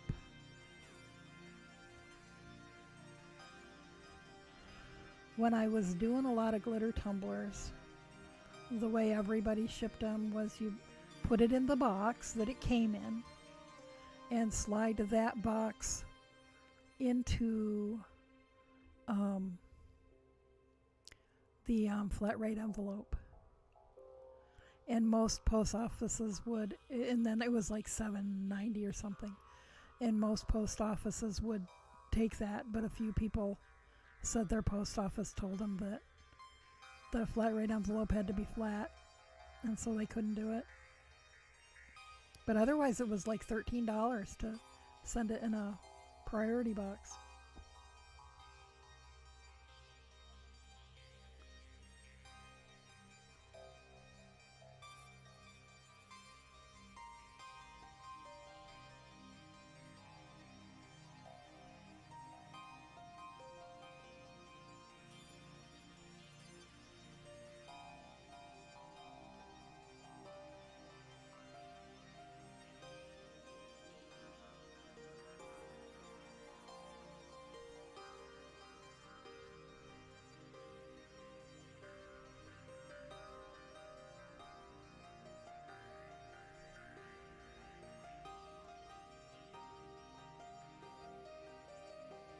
You're in those Tumblr groups on Facebook?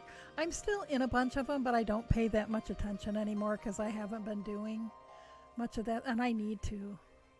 I did some of the, might have been summer before last, using the dollar store stemless wine glass and tape it off, about that high from the bottom, and do, like, put black vinyl watermelon seeds on the glass and then pink glitter over it and with epoxy, and then paint the green stripes on it, and then epoxy just over that. So then the inside, so it's a peekaboo, the inside looks like the inside of the watermelon, the outside looks like the outside of the watermelon.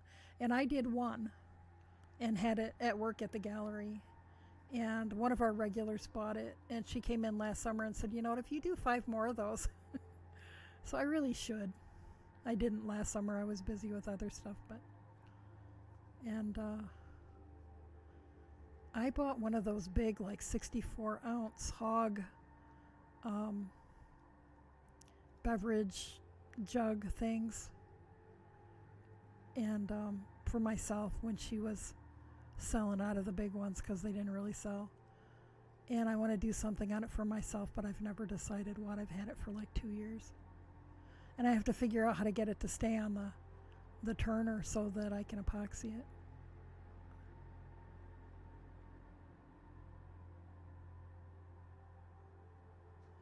Gentle, yes, there is a Discord. Oh, there, Birding Mom did the command thing. I was going to do it, but she beat me because I'm so far behind in chat. A Fiber Mage is making a sweater tee for her daughter. Posted some pictures. All right, because we saw it last night with her belly still hanging out.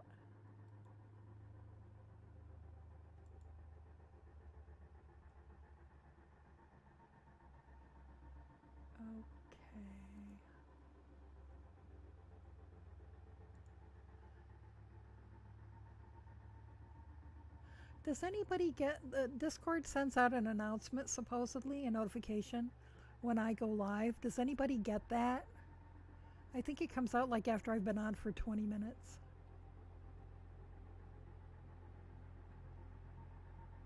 Yep, there's the belly.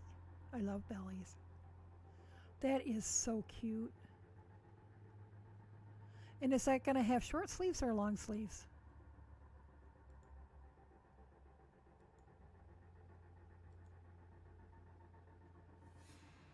Okay, you guys do get it. Okay, because I wasn't sure. Because I don't ever get them on my... but maybe I don't get them because it's me and they figure I already know.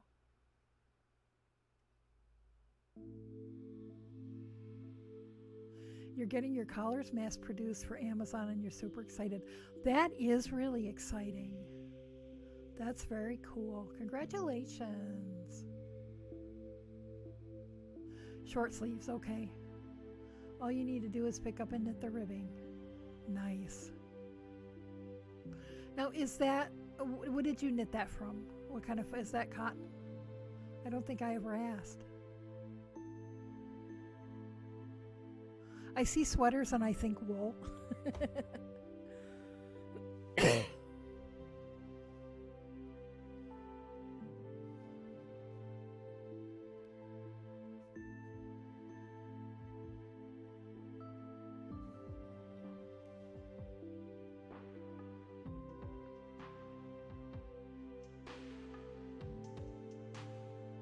Sorry.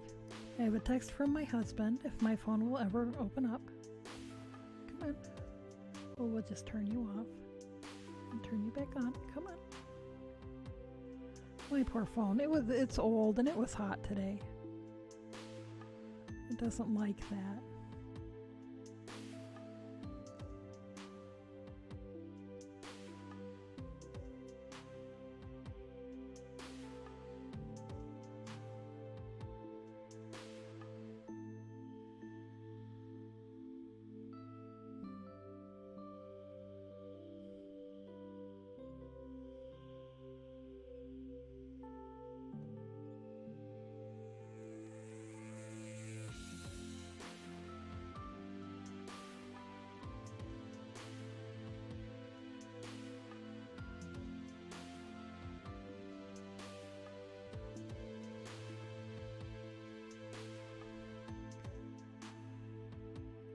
I think my phone probably needs to be rebooted. They don't really mean for us to keep them for like 5 years. It's an acrylic wool blend you got from Hobby Lobby as an arm knitting yarn. Oh, that's right. Lady Prudian broke my phone on Saturday. Oh, I am so sorry.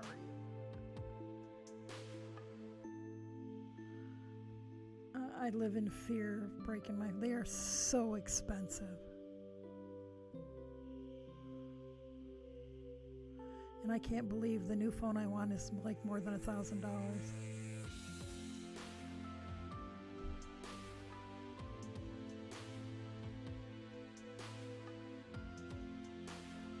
Fiber Mix, it was some of the first stuff I spun because it was cheap and you wanted to practice. A friend of mine who's a young and relatively new spinner bought some of that to see if she could spin it, but I haven't heard the results.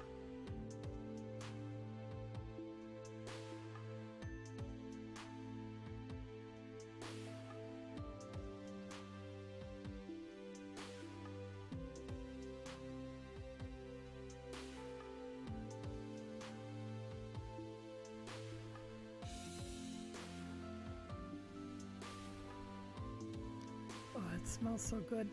Now it smells like chicken all mingled in with the bread smell.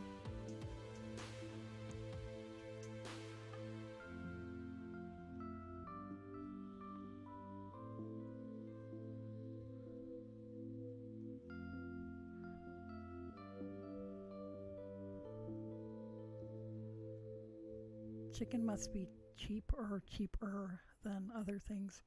Right now, my husband's been picking up a lot of chicken. Gentle says, I can't justify buying a phone new unless it's like a killer deal. You usually get lucky on buying a used phone. I'm pretty hard on phones, and I keep them a really, really long time. So I guess I end up getting my money's worth out of them. But this one was giving me a lot of trouble. It's the initial expense that is so daunting. This one, well, see, I had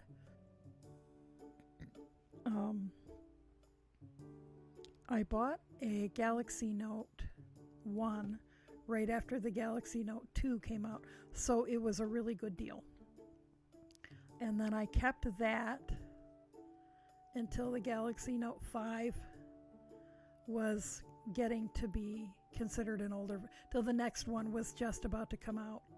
And I could have waited a couple of weeks and got whatever was new, but decided to just go ahead and get the 5 because the reviews were pretty good. And then, whoops, this is supposed to be a knit row. And so now the 10 is out, the 10 Plus is out. I want the 10 Plus. The housemate got one, and I'm kind of envious. And I want the Plus because it's bigger.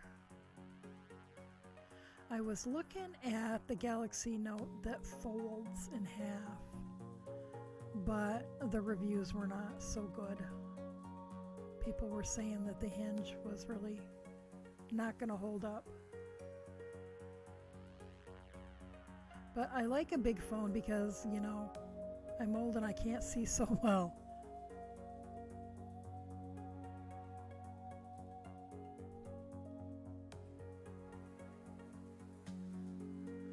Fibermate said it was easy to spin. I liked it. There's just so much of it that you get sick of it after a while. I hear ya. You know, I spin a lot of plain white wool because I'm either going to use, you know, I'm going to dye it after it's spun. So I spin a lot of plain white wool. Well, and you all saw that the 6 Mile project was all plain white wool because it's going to be dyed afterwards.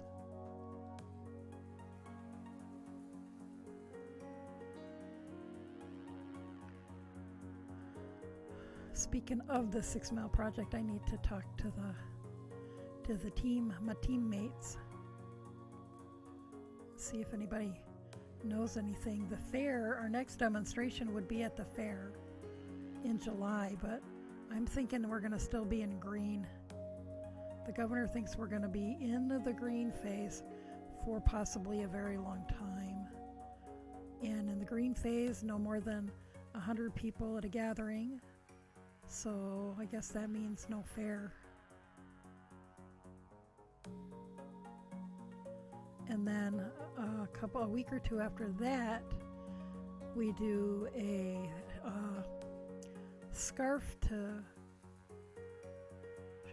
fleece to scarf demonstration at a historic site near Pittsburgh. And it gets raffled off to raise money for that for Depreciation Lands Museum. I can't remember what little town it's in, but it's near.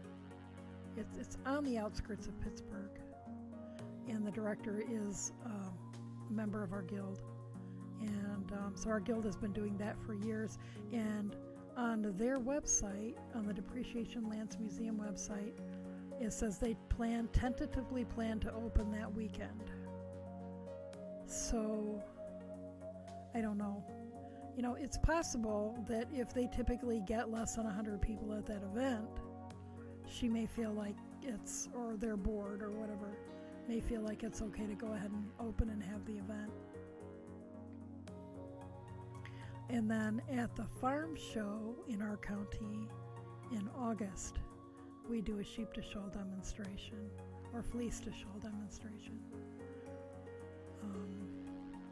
So we'll see.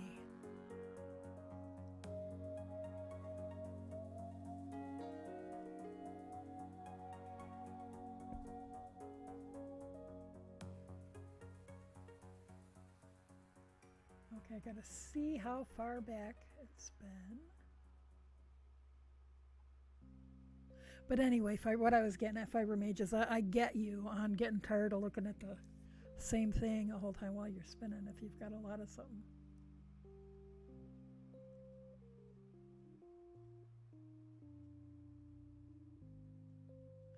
You like what you see in the S10. You don't recommend anyone getting the S20. You'd rather buy a new computer. My husband has a Galaxy S4. He keeps ones longer than I do. I'm amazed it still works as many times as he's dropped it.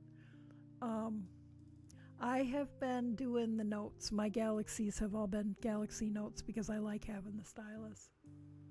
And good evening, Jane Wayne. You just bought a set of like interchangeables and you love them. Which ones did you get? I have been, these are the driftwood and I love them, and I've been thinking about getting a set, but it's a chunk of change. And I want to be sure, you know, I don't know. But I'm thinking about it.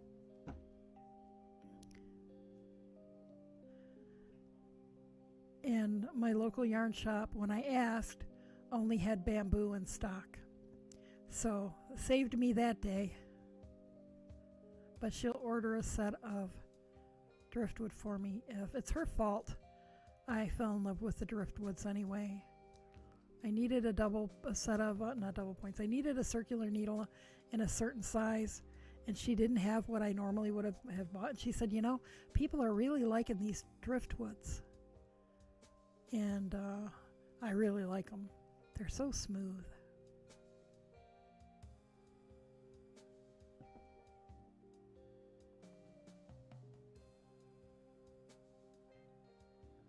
And Gentle says, I've heard so much about their sets look amazing.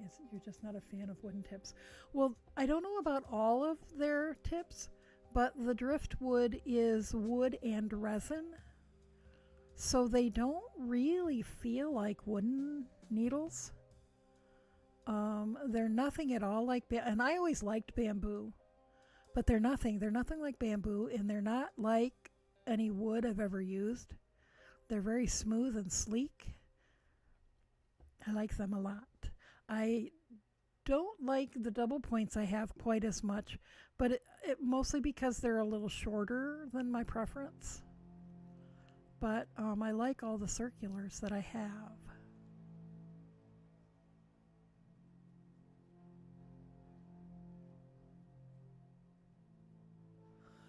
Oh, now see, that's yeah.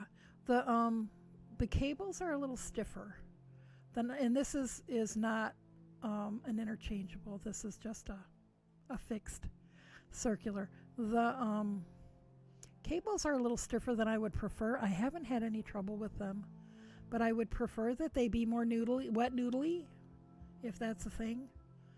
And I wondered if anybody else's cords would fit, so that's good to know. And what are the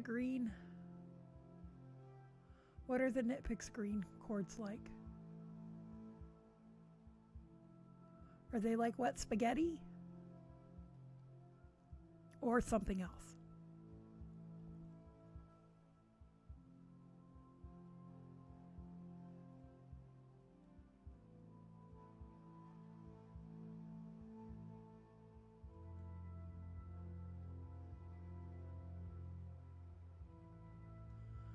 Okay, and Birding Mom says you could also do that online or streamed and then raffle.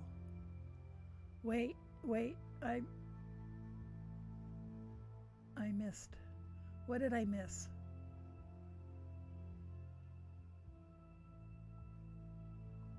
Oh, for the demonstrations. Well, that's a thought. That is something I will propose to the guild. Because, like I was saying in the last day or two, I think, my guild is older, mostly, and a lot of our members are not tech inclined at all. Unlike another guild in the Pittsburgh area, which is much younger and hipper, who've been doing their guild meetings this whole time over Zoom. I think if I suggested doing our guild meetings over Zoom, I'd probably be kicked out. There'd be like 3 of us there. But yeah, I will put that on the table. Jane Wayne says, I wasn't either, Gentle. I bought the Chaogu interchangeables because you've always loved your Chaogu circulars, but returned to the interchangeable set. Oh. And Birding Mom's not a wooden needle fan either. I have some, and those really, really long double points that I've used for hats on stream, those are the Brittany Birch. They are not my favorite. I have broken Brittany Birch needles because, I knit tight and I grip my needles like I'm hanging on for dear life, which is why a lot of my little skinny sock needles are all bent and warped. But I have those because that's what I was able to get when I needed them. And Jane Wayne said the Chaogu interchangeables just didn't feel as good of quality as the regular circulars. But these wooden needles are so smooth. You got the driftwood shorter ones. This is the shorter, right? Is this what you mean by the shorter? Because I think that's what all of my, I keep wanting to say stationary, all of my fixed circulars that are bamboo, or that are driftwood. They're not really driftwood, they are,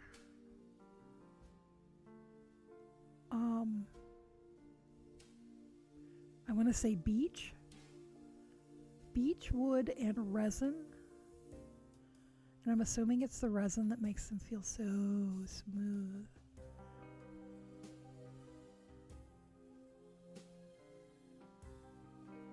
But if I get the interchangeable set, I will get the driftwood. I love them.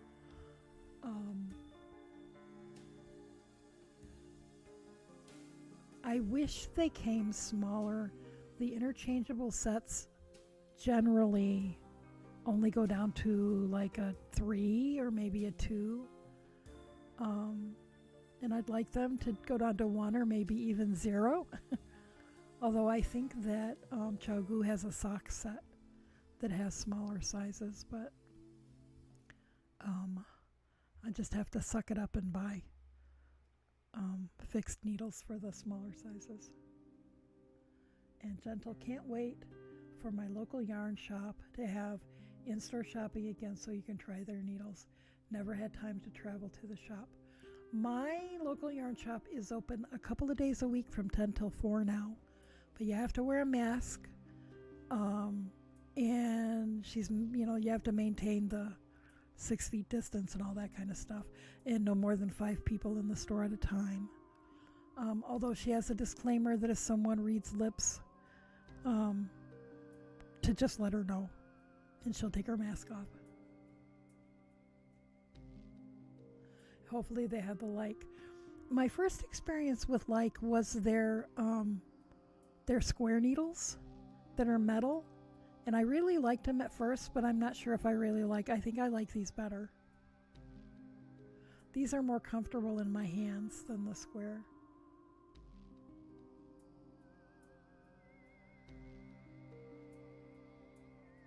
Shame on her, LOL, Lady Peridian. And Jane Wayne says, they are more like Chaogu in my opinion, the cables. You did put these cables, not the ends, in hot water, and it did loosen them up a lot. Well, I will try that. Yeah, Birding Mom. I eventually figured that out, the sheep to shawl online. Yeah, like I said, I will put that on the table and see what people think. And Gentle says, my town has nobody, no guild. Well, my guild is in another town about 30 miles away. it serves the county, and we also get people from Pittsburgh, which is in a different county, but not that much farther than some of the people in the northern part of the county. But yeah, we have one guild in our county. Pittsburgh has 2 or 3 guilds in different parts of the city.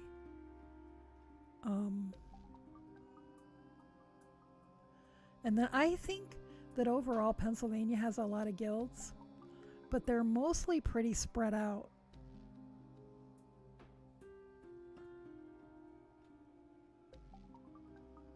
Yeah, they are like 3.5-inch tips. So this is, yeah, from where it meets the cable to the point of the needle, I think that's about 3.5 inches. I like them for small things. Typically, I like my needles longer because of the way I hold them in my hand, but I've gotten used to these, and the shorter tip works better because, you know, I got this length for doing kids' hats, and if the tips are too long, then you don't have enough, you can't move the needles the way you need to.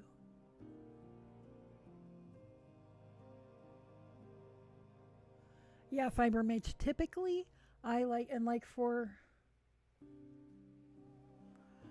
double points, I like a long needle because I hold them in my whole hand. And that's one of the things that I don't like with the little bitty, what are they, 9-inch circular, the little sock circulars. The tip is so short, I have to hold it like in 2 fingers, and I can't, it's wrong. My brain won't accept it. But like I was saying, I like to do hats on circulars when I can find them, because, you know, they're all over my house in various places. For a small circumference, the shorter tips work better, and I've been able to manage them okay. And I'm using this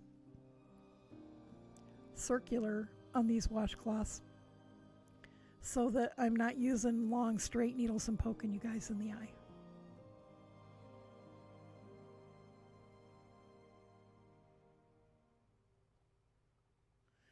Birding Mom says mini Chagu has a mini set for under $100 on Amazon. Is that the sock ones that they're little itty bitty teeny tiny skinny needles?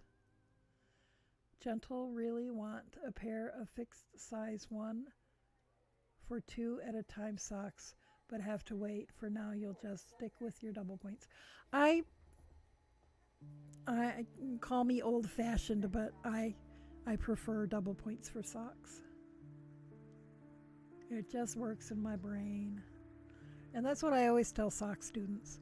You know, figure whichever method, as long as you can knit in the round.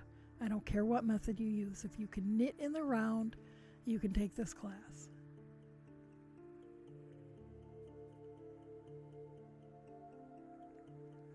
And Fibermate says, loved the Chagu fixed needles, but the interchangeable needle wasn't the same as the fixed and didn't like them. So returned your set and got a set of Haya steels. Now, was that Birdie Mom, was that you that just said that you liked your Chagu fixed needles but didn't like the interchangeable? Somebody just said that. Maybe that was Jane Wayne. See, I get all lost and then I forget who said what. And how do you like, they aren't as sharp as the sharps which you like. However, your favorite part about them is that the joints swivel. Oh. Well, that'd be cool. I've never used Haya. People used to always talk back in the sock knitters Yahoo group days. I don't even know if Yahoo groups still exist. People talked about the Haya sharps back in those days. Gentle would love to get closer to the knitting community on Twitch, but gotten some negative impressions of some streamers' responses to the pandemic. Oh, I'm sorry that you've experienced that. Well, there are lots of fiber people on Twitch, and Not all of them appeal to me, but there are plenty who do. And I think, just keep watching until you find people you fit with. Birdie Mom, yes, sock ones. Yeah, I saw those on Amazon and was curious. It's a pretty big chunk of change for something I don't really need and I don't really love. But see, what I would have to do then would be like if those little interchangeables meant for socks would work with the cables for the bigger needles, because I don't want to use the 9-inch circulars. I just want those sizes to be available on my interchangeables. So I'd have to do more research and see if I could make them do what they want. Oh, you use Addy. The U.S. distribution is right up the road, so you can go in immediately if there's an issue. That's awesome. And Gentle got lucky getting my Chowgoo complete set for $75. I'm never going cheap on needles again. And Lady Peridian says, I do mostly sewing but enjoy watching knitters and crocheters. Well, you probably enjoy me mostly not working on my projects because I keep sitting them down when I'm looking at chat.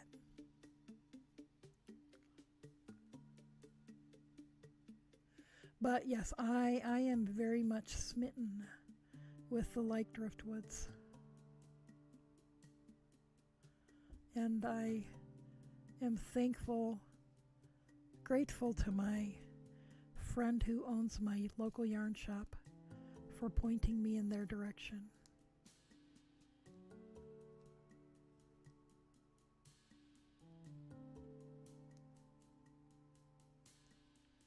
And for being willing to order stuff for me if it's not something she keeps in stock.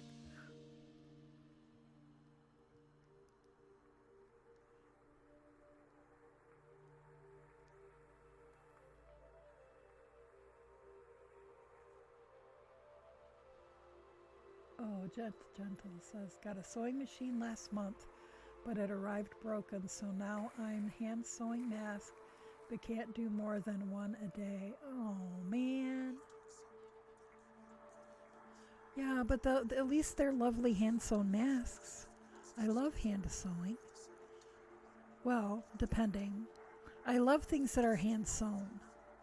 I love hand sewing some things, but not everything. Was that the machine that was it you who were trying so hard to find a machine and finally got one?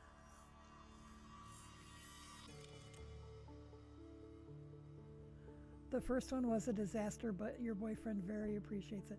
Well, my first one was just plain white muslin and nothing to write home about, but my husband loves it, and he actually has gotten compliments on it.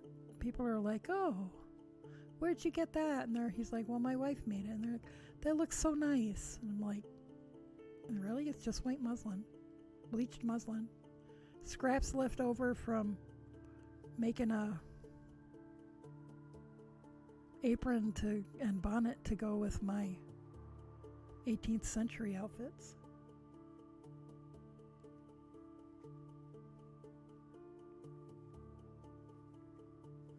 Lucky to find one and it arrived broken. That rots. I'm so sorry.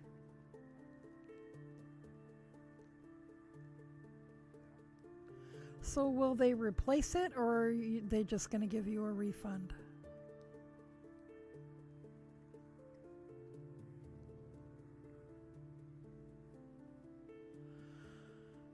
Well, as things are starting to open up again, maybe machines will be more readily available. So it's a period mask. Yeah, we could make 1918 bird flu masks. Although there were sewing machines available in 1918. Treadle or hand crank, but not everyone had them, so a lot of people did still sew by hand. I have a friend who, well, she's probably about 65 now. She had 3 daughters and sewed most of their clothes and sewed them all by hand because she couldn't afford a sewing machine. I think about all the love that got sewn into all those stitches.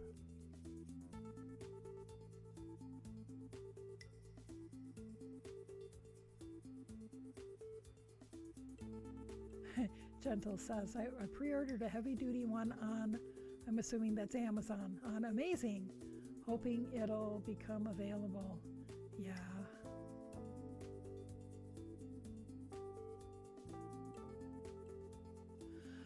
There are 1910 model hand crank singers, which I didn't know until I learned about them from Bernadette Banner. And now I want one. And you used to be able to get them for about $150 on eBay, but I bet you that's changed. See, I always wanted a treadle machine, but I don't have room for one. But the hand cranks are like a portable model. You just sit it on the table.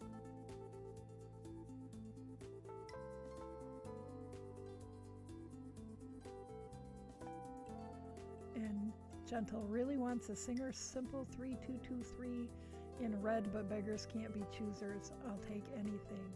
I have 3 projects to keep me busy over the summer, so you're really happy. Knitting projects. And Lady Peridian says, same, would love a treadle. I used to have a rebuilt Singer that started its life as a treadle, but then was motorized. And that got lost in a divorce, and along with a lot of other stuff. And then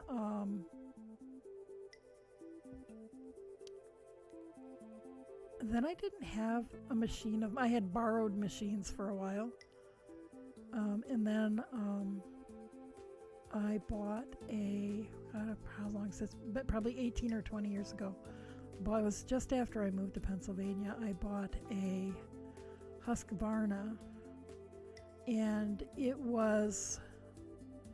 They had like all their fancy dancy electronic machines with all the bazillions of stitches, and then they had their basic machines, and there were 3 basic, and I bought the top of the basic line, and it still does everything I need to do. And then I have a serger, but my serger is old and rickety and does not always behave itself.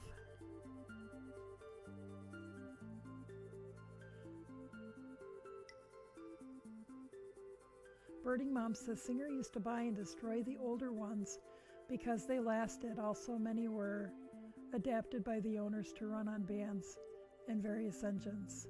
Well, that's what my old Singer was. It had been rebuilt to run on a motor, but the cabinet that it came in appeared to be from the 40s or 50s. And the person I bought it from didn't know the history of it. But in one of the drawers, there were all of these attachments. And the booklet that came with it was for the original treadle operation, and showed diagrams of how to wind thread on the shuttle. So it used a shuttle instead of a bobbin. And I just found all that fascinating, and I was so heartbroken to have lost it. I only paid $50 for that back in 1983 or 4, I think.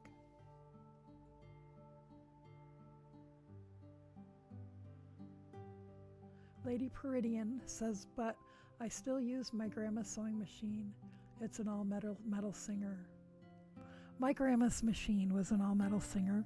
My mom's machine is an all-metal Kenmore, and she never liked it, which I didn't know until I was in college and thinking about ordering a Kenmore sewing machine out of the Sears catalog because I had a Sears credit card, and asked my mom, and she said absolutely not.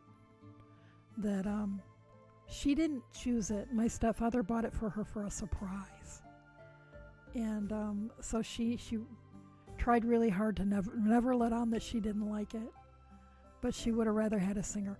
But Singers now are not. New Singers aren't what Singers used to be. But if somebody could get a Singer from the 60s or earlier, I'd be all over that machine. But anything after that, not so much. But yeah, the really old Singers, if you can get there, oh man. Every once in a while, I see one on Craigslist or Facebook. But like I said, as much as I would love to have a treadle, I don't know where I'd put it. Gentle ask, what is a serger? A serger is an overlock sewing machine. It can use one needle, but typically they use two. But it uses 3 or 4 threads. So clothes that you buy commercially made, that if you look at the seams, and there's like 2 seams and then threads overlocking the edge, that was sewn on a serger or an overlock machine. It's just the two names mean the same thing.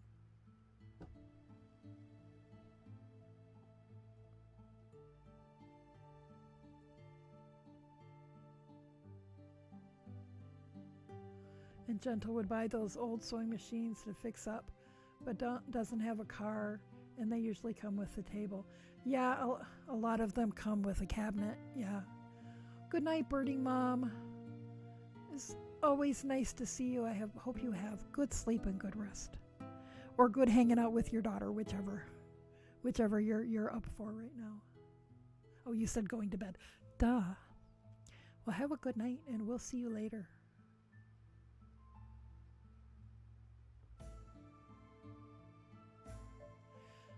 Lady Peridian says t-shirts and sweatshirts and underwear use a serger. Yeah, a lot of commercially sewn things. Even like if you look at the seams in your pillowcases, they're probably sewn with an overlock. And they go really fast. I get so really fast on my serger. But it's old and rickety and badly in need of a tune-up. And it's a Singer. I probably wouldn't buy a Singer serger if I had it to do again. But when I was a massage therapist, one of my clients got a new serger and asked if I wanted to barter for one. So I traded her massages for it.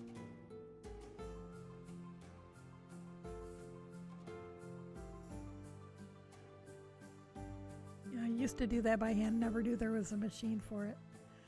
Well, and a lot of people think that machine sewn garments are better than hand sewn garments, but that's not really true. It's faster to sew garments by machine and allowed for the industrialization of the textile industry. But couture clothing are very often hand sewn. Sometimes not completely hand sewn, but yeah. Very, very high end clothing often have a lot of hand sewing and hand finishing.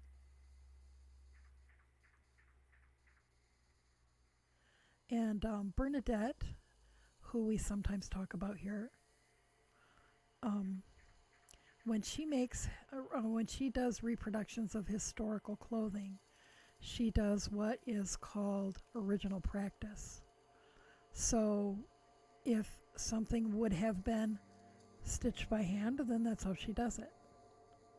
And she was sewing a lot of Victorian era, like approximately 1910 pieces. And so she bought a 1910 hand cranked Singer machine on eBay, and that was how I learned about those machines. So if it calls for, machine stitching, then she uses that machine. So if she's creating a reproduction 1910 garment, she's sewing and doing the machine stitching on an actual 1910 machine. And I just think that's I want to be her when I grow up. But a lot of her garments take a very, very, very long time because of the meticulous hand stitching. Lady Peridian says, I hem pants and your hems by hand will never come loose. Well, we got started talking about it recently because I was saying that when I weave dish towels or tea towels, I hem them by hand. Because it just seems like if I went to all the trouble to weave the silly thing, why wouldn't I hem it by hand? But there are people who think that dish towels should always be hemmed by hand, and other people who think they should always be hemmed by machine. And depending on if you submit something to be judged, how you get your points get awarded depend on which category the person looking at your hand-woven towel falls into. Good night, Jane Wayne. You have a good night too, and thanks for sharing your excitement about your driftwood needle set. I am very excited. I still might. I'm still teetering on the fence about the driftwood interchangeables. It could happen. It's going to depend on how things go, from here on out, on what the rest of our lives look like, because we still don't know. But anyway, have a good night, good sleep, and good rest.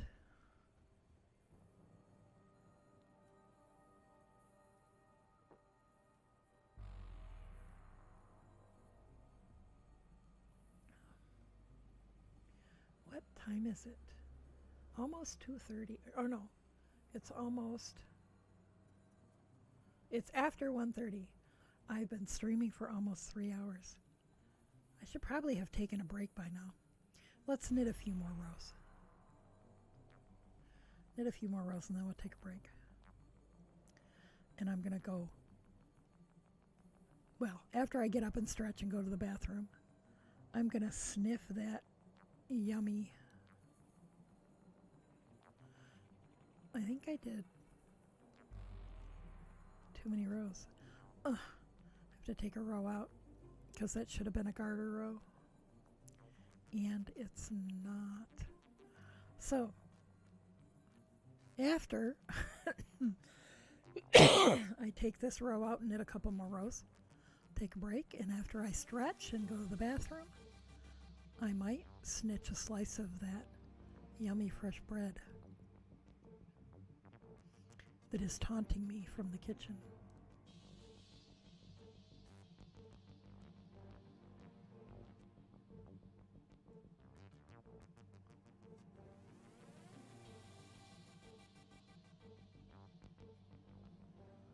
So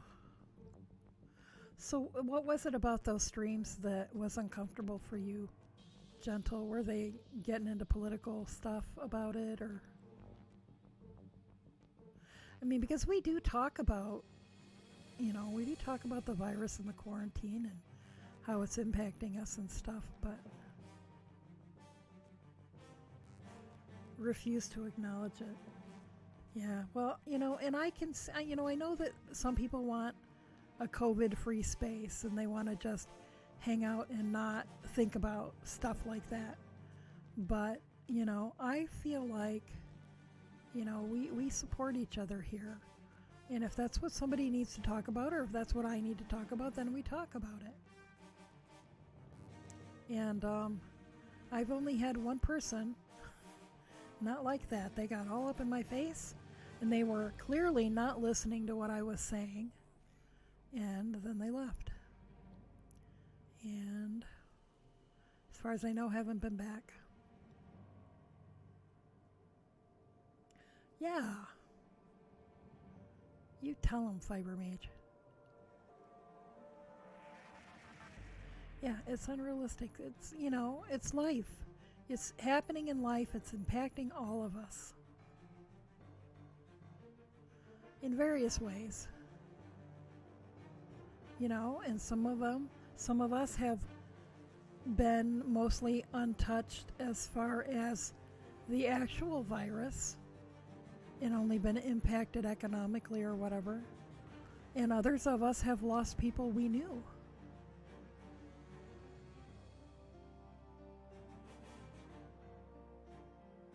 Okay, now we're gonna do a couple of garter rows and then we'll be back where we belong.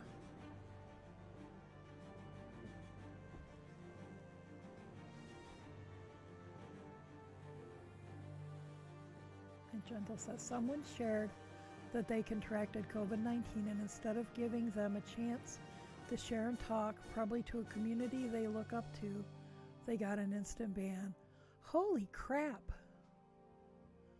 And continues, I shared a stream that was doing a charity stream to support healthcare workers and my message got removed. What the hell, people?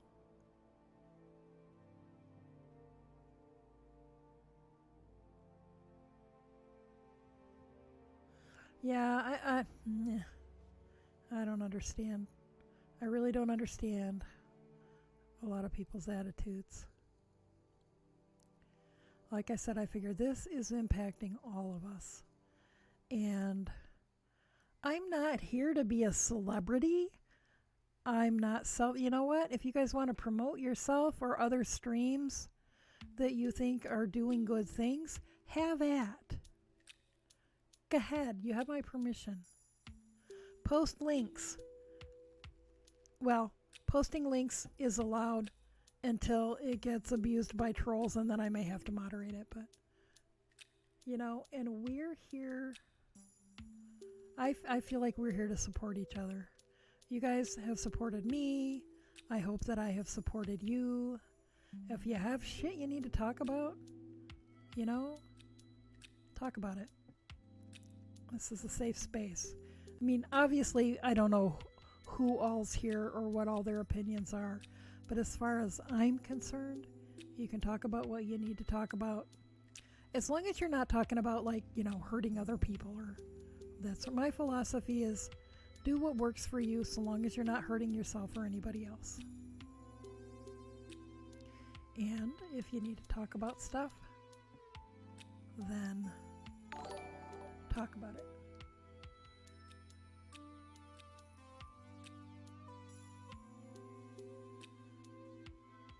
Thank you for following, Turtle Snoot.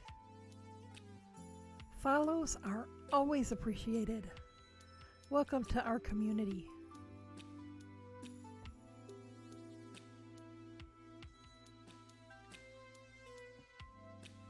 We are just a bunch of fiber nerds hanging out,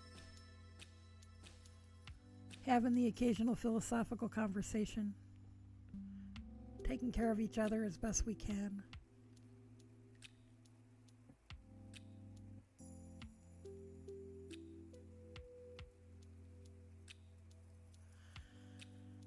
Yeah, but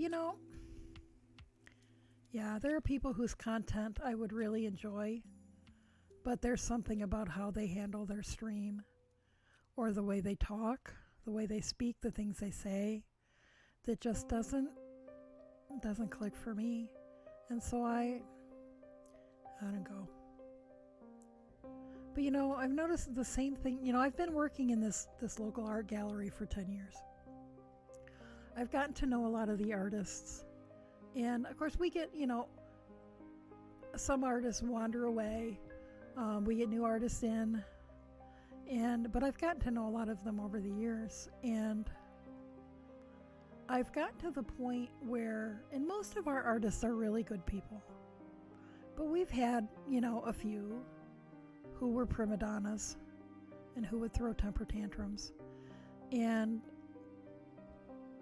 I've gotten to the point where I don't care how gorgeous your work is. If you come in and throw temper tantrums and act like an idiot, I'm not going to push your work. my job is to sell your work. If you come in and act like an idiot and throw temper tantrums, if somebody asked specific questions about your work, if a customer asks, I'll tell them, but I'm not going to gush over your work. I'm not going to go out of my way to try to, convince them that it needs to go home with them. But if an artist, comes in and is friendly, and and a lot of our artists are introverts, and sometimes being friendly is hard, but you can tell the difference between somebody being a little socially awkward and somebody being an, pardon my sailor language, asshole.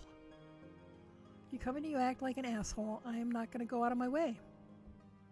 You come in and act like a decent human being, and you have awesome work, I'm going to gush over it.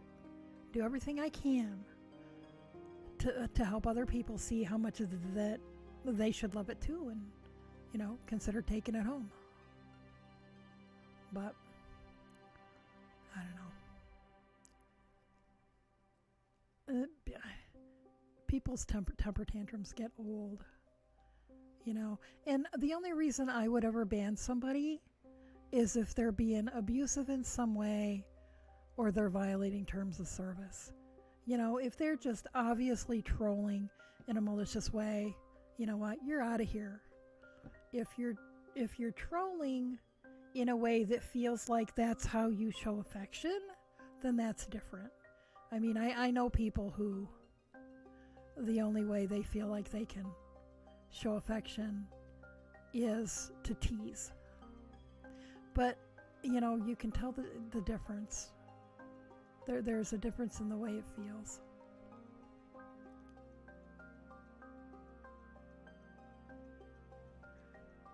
Okay, and I'm not paying attention to chat again. Gentle says, yeah, I really enjoy Boss Kitty and her community. She's really supportive and her mods are super understandable. Yeah, I like Boss Kitty too. I don't always get to see her streams because sometimes we overlap, but yeah, I like her streams. And I love the goofy old movies that they show that I had to watch in elementary school. Turtle Snoot says, I haven't knitted since middle school home ed class, haha. Not too late to start again. It's never too late to start again. What I'm currently working on is a set of cotton washcloths, face cloths, for a friend's birthday. They are a belated gift, and I'm trying to get them done. Usually when I'm working on projects on stream, I usually spin or knit most of the time. And usually when I knit on stream, it's with hand spun yarn. This is not hand spun. This is Dishy cotton yarn from Knit Picks. And I didn't have anything prepped to spin tonight. Last night, we made these fingerless mitts, which are from hand spun wool that I processed by hand and spun on stream. Well, I didn't process it on stream, but I spun it on stream. And I obviously haven't sewn the ends in yet because I hate that part. And I usually wait until I have a stack of things and then do them all at once. But I spun this yarn sometime last week on stream, and then we knitted them last night. And I didn't have, the only other thing I have ready to do is charity hats, and that's not hand spun yarn either.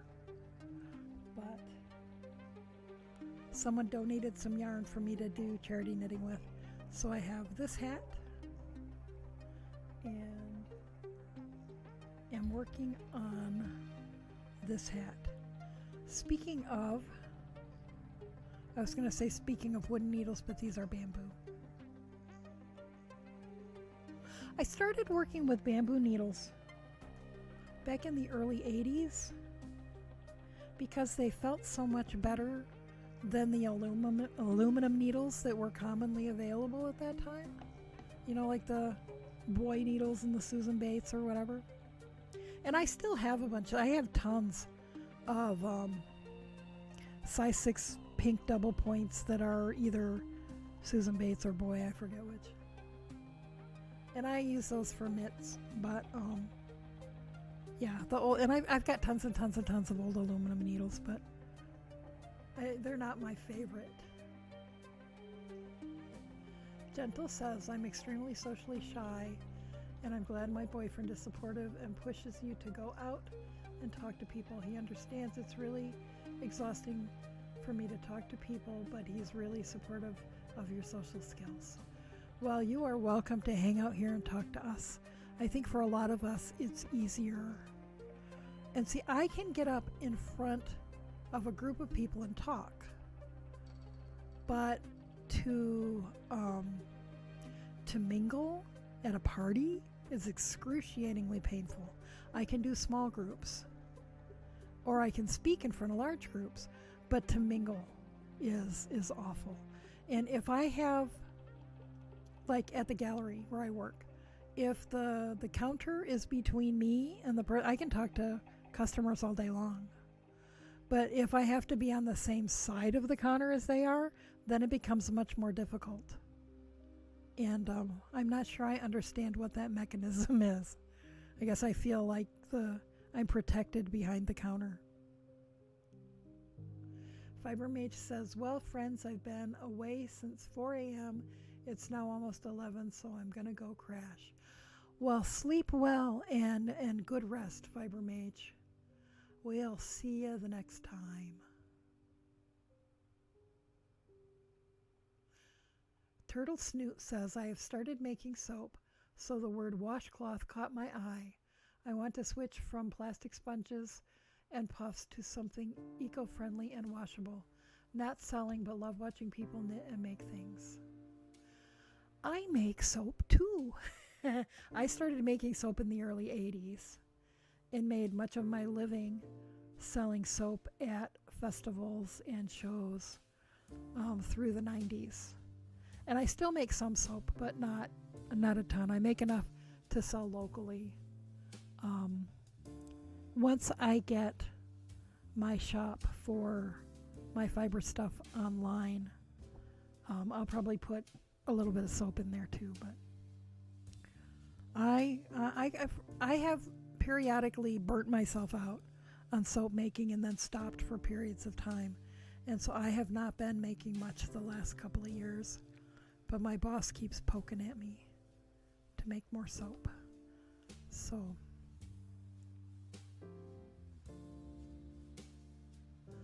in Europe it's messy. Yes, and I have heard that. Here, like anybody can make soap, and as long as you put the right words on the label, it's completely not controlled. But yeah, I've seen a lot of discussion on the internet about how much more difficult it is in Europe. I'm sorry that you have to deal with that. I assume that means that you're in Europe.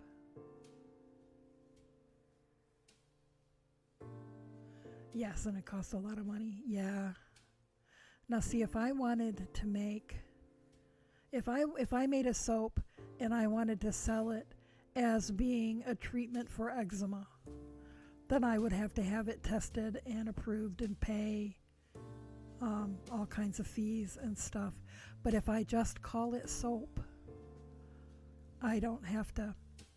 There is no regulation on soap. If it's just soap and it's just meant to clean.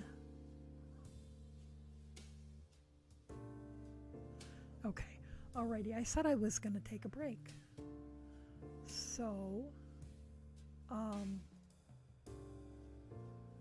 because I've been on 2 hours and 45 minutes.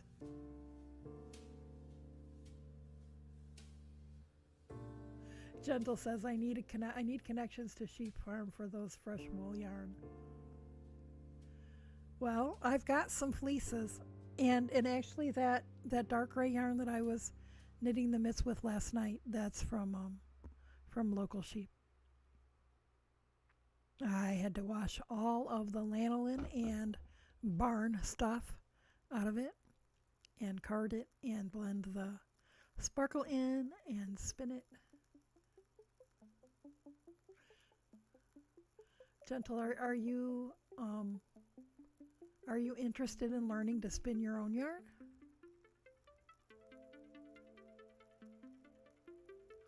And Turtle Snoo says there are downsides to the lack of control in the U.S. too, though. You hear about cases where people buy lye heavy or very harsh soap, and it puts them off of artisan soap for good. Well, and that's I think that's rare. In my personal experience, that's rare. I know it does happen because people watch a YouTube video and then think they know how to make soap. And then, their first batch ever, they think that they can sell it. And there really is no regulation to stop that. But the alternative would be to have a situation more like you have, which would be overly oppressive. So I don't know. I don't know what the right answer is. And Gentle says, I'm really interested, but I don't think I can get into it right now, but definitely in the future. Well, cool. And when you have questions, just ask.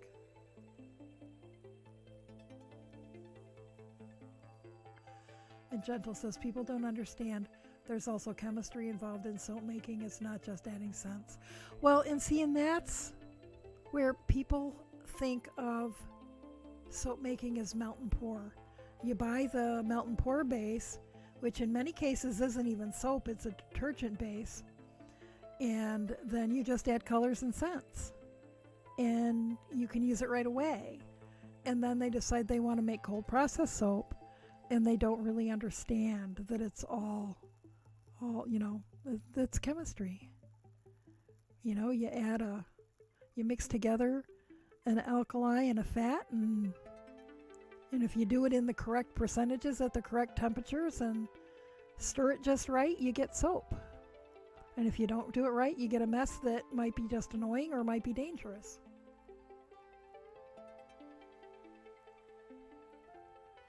Turtle Snoot says, in soap groups, I've been seeing it a lot. People get unchecked recipes and ask about how to make a business. And although all the members are quick to set them straight, it's scary that it happens. Yeah, it is.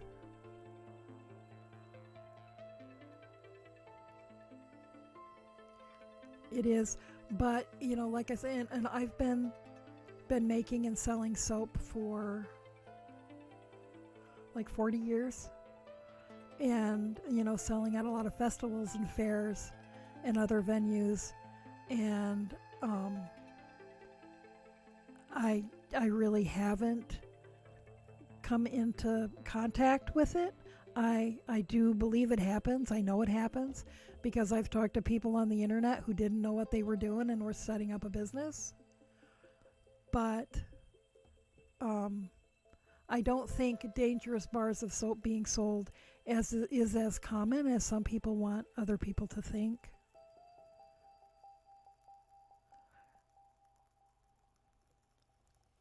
I'm not trying to dismiss it or downplay it at all. That's not what I mean.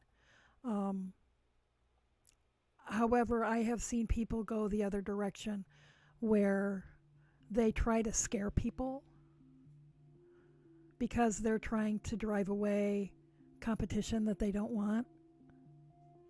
They want to be the only one, in their community or at their farmer's market or whatever, making soap, so they try to scare people. It's like, oh, don't buy anybody else's because you don't know whether they're doing it right.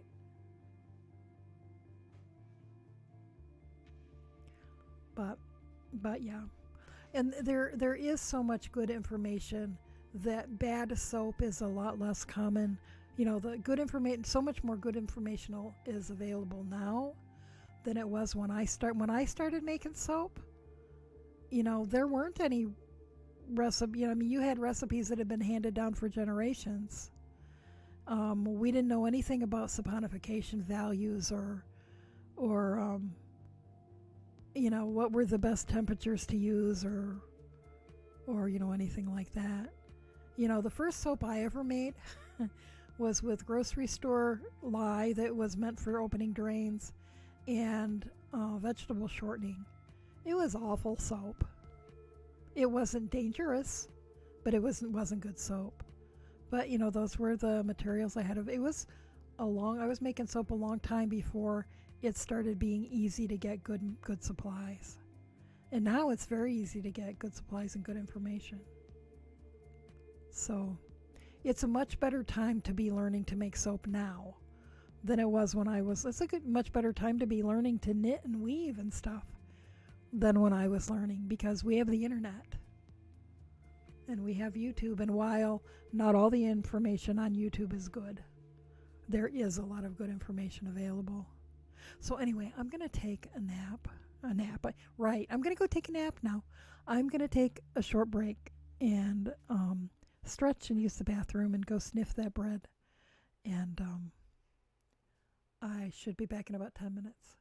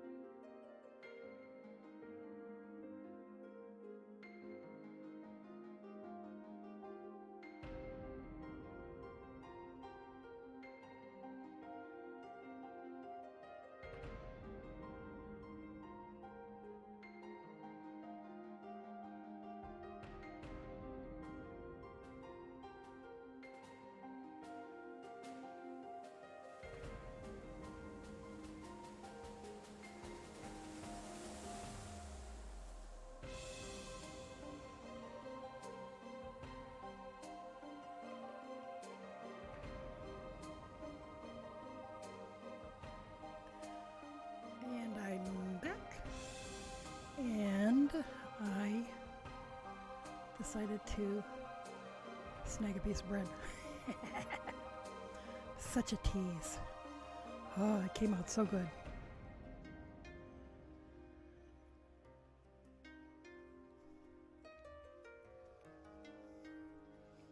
I'll try to chew quietly. At least it's not crunchy. You don't have to listen to me crunch.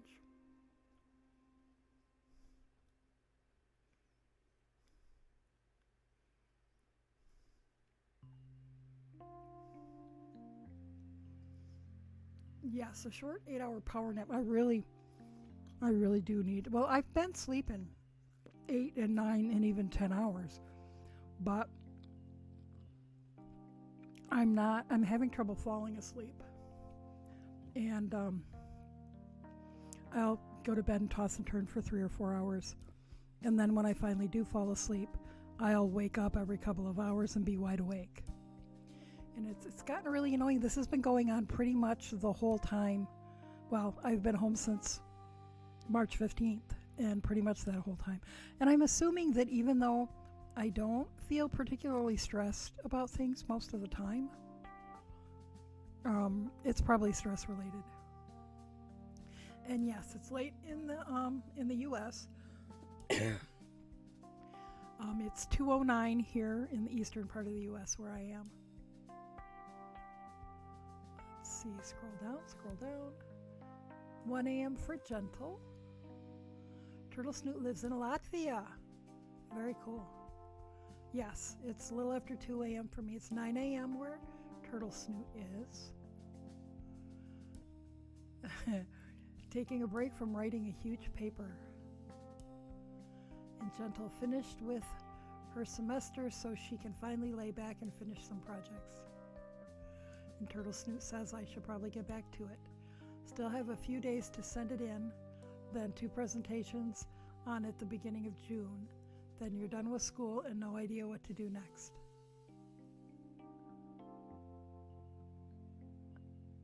Turtle Snoot, I got my master's degree 1985, however long ago that was, and I still don't know what to do. And it's like I'm 60 years old and I don't know what I want to do when I grow up. Gentle has 1 more semester of college.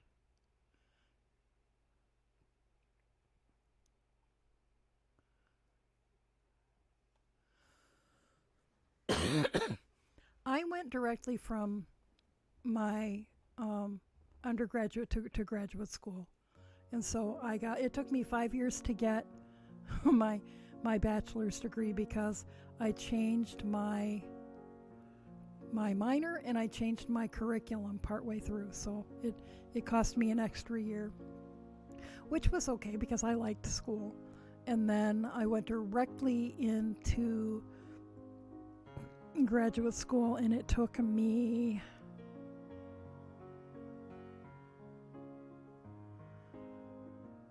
a year and a half. Now it took me 2 years and a summer to finish my master's because the field work that I wanted to do I had to do in the summer and I couldn't do it after the first 2 semesters because I could have done it in a year and a half if I had gone to grad school full time, but I needed some income, so I was substitute teaching while I was in grad school. So it took longer. Yes, it's the homemade bread I've been talking about making for weeks now. I finally made it. And it came out really nice.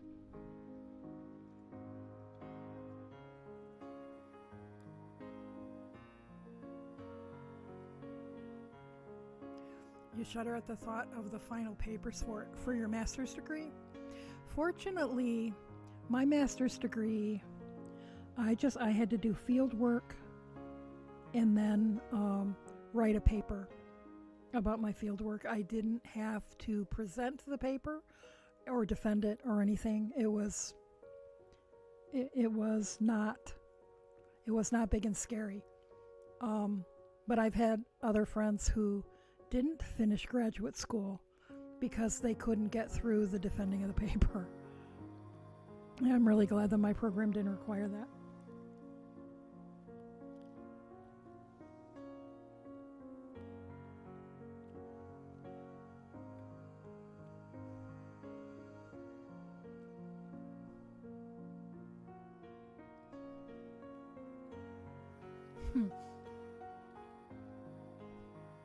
And Gentle says, my sister has a bad history of baking things. She doesn't understand baking as a science, and now I'm afraid I'll bake rocks. And that's absolutely true. Housemate's girlfriend cooks by throwing things together. And you can do that when you're cooking. You can't do that when you're baking. If it says to add this ingredient and this ingredient and this ingredient, that's the order that you need to add those ingredients, because it can make a difference. Whether you use butter or lard or liquid oil makes a difference. Whether you use softened butter or melted butter makes a difference. And okay, what was I going to just say? Oh, she has a tendency to find recipes on blogs or Instagram and show them to me, and she'll be like, I made this and it didn't turn out like it looks in the picture. It's like, well, the person who wrote that recipe probably obviously didn't have any idea what she was talking about, and the fact that it came out looking the way it does in the picture was sheer luck. It's like, if you want to bake things, ask somebody who's an experienced baker to help you, or take a class.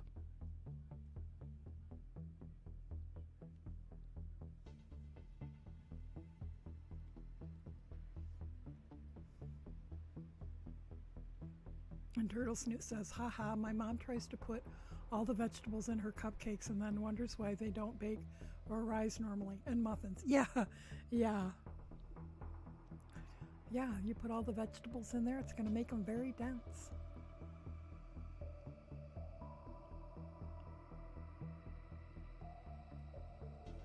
Looks like you have everything sorted, though, craft shows. I think I missed something. Was that for me, or were you talking to somebody else? You have the exact same. I have had this mouse for as long as I've had this laptop, which is like 7 years. It's been dropped on the floor and gotten, tossed across the room accidentally, and I'm surprised it still works.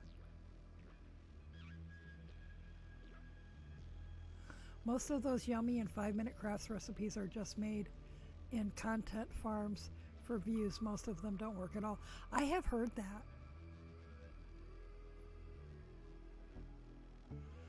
And Gentle says, unfortunately, they keep popping up on my Facebook timeline. They do.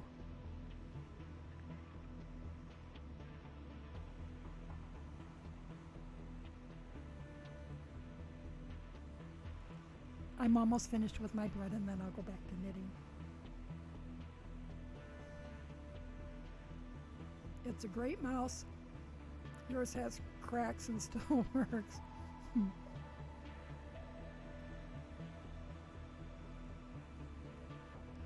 My new computer came with a mouse. I'm not going to know what to do with myself. Oh. Yeah. I have my part-time job at the art gallery, which keeps me in contact with the community, and I like. Although some days, even though I only work 3 days a week, some weeks I'm like, I could retire. That'd be okay.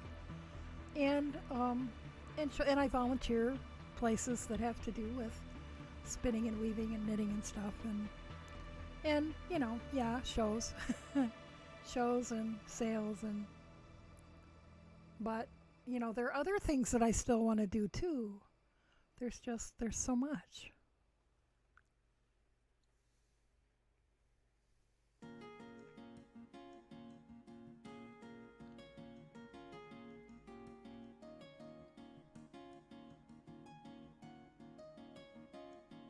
And Gentle is waiting for an attachment for her phone to mount onto her boom arm so she can finally stream some knitting. I have one of those little phone holder things, and it's on a little itty bitty tripod that came with the little light box I got for photographing small things. And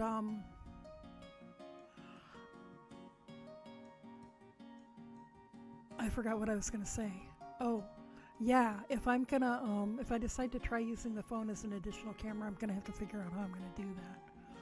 And I would like to get a boom arm, even just for my regular camera, because this one that's over my table is on sort of a gooseneck, and I'm not happy with it. I wish I had gotten one of the like scissor boom arm things, which is what my microphone is on, and it works very well. Unlike the gooseneck I paid every bit as much for. It's too stiff and it's not long enough.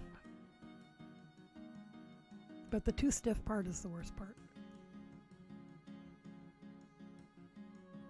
Okay. I'll get a drink and then knit.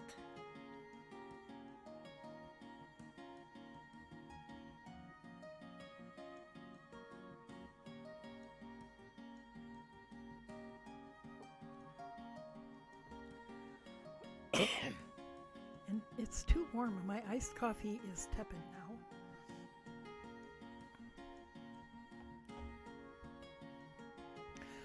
No, you should be able to get one for $15 or less, I think.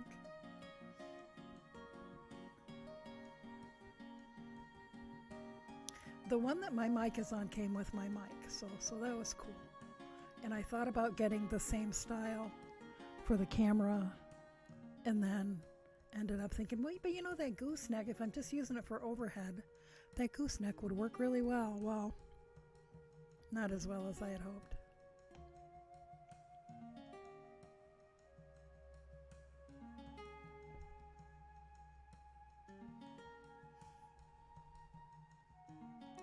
And I have a full-size tripod that I use when I'm spinning. And because my camera has a little tilty thing, I can tilt it down at the wheel. But what I wish it had, I tried using it for overhead at first by just sort of putting the camera on it and then leaning the tripod against the table, but it was way too precarious and could have been tragic. So I went back to the gooseneck. Now I would like to have a tripod attachment so where the tripod is going straight up and down, an attachment for the tripod that would give me a right angle.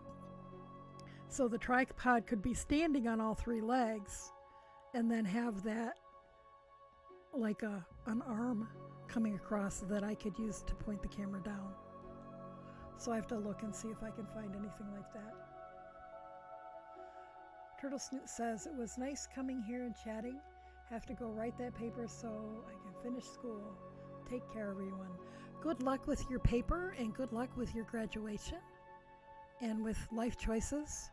I know that's a hard thing. I would have stayed in school forever if somebody would have paid for it, because I understood how school worked. I wasn't so sure I understood how real life worked.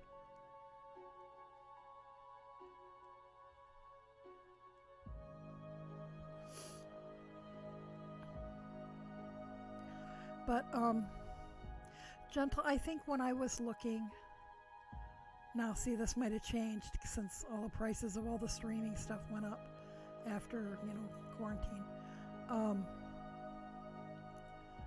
I think the boom arms and the goosenecks all ranged like between 12 and 15. And I think I paid about 15 for the gooseneck.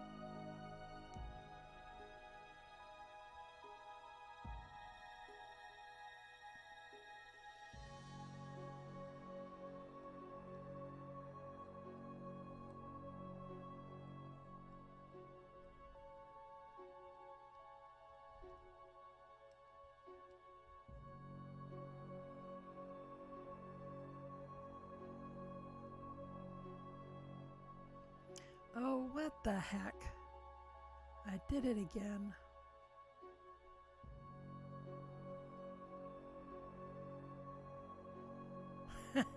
Okay.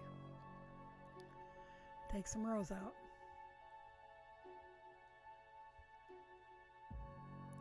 Probably not going to finish this. What have we got? We got about 40 minutes left. Unless a bunch of people come in at the end and want to hang out, and then maybe I'll stay. But probably not going to finish this because I've been doing way too much not paying attention and needing to unknit.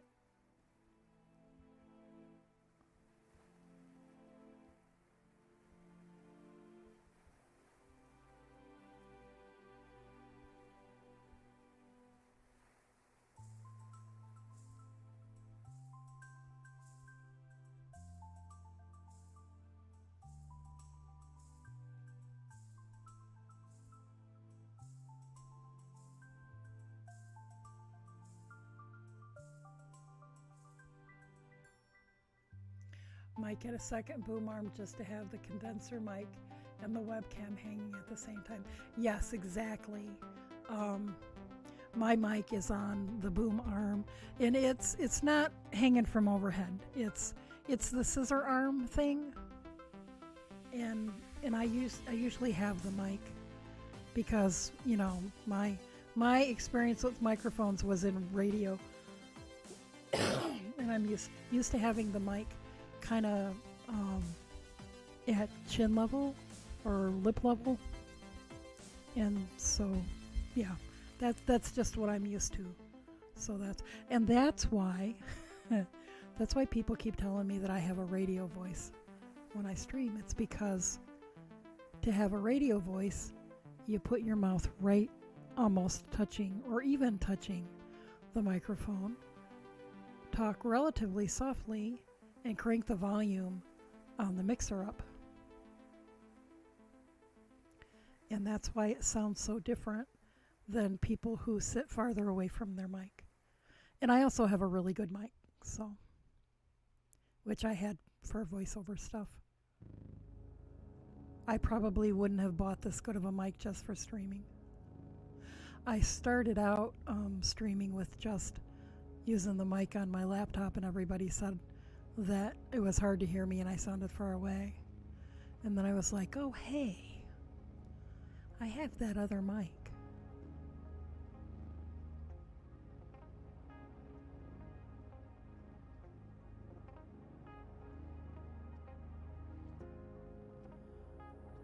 But you think the mic on your headset is fine. A lot of people stream with just the mic on their headset, and from almost all of them, I would say it has sounded just fine to me. I always had trouble with headset mics when I would, buy that type for gaming, because I never could get the microphone to stay in the correct position in regard to my mouth. And I never have heard anybody else ever complain about that. Just me. My head is probably shaped funny.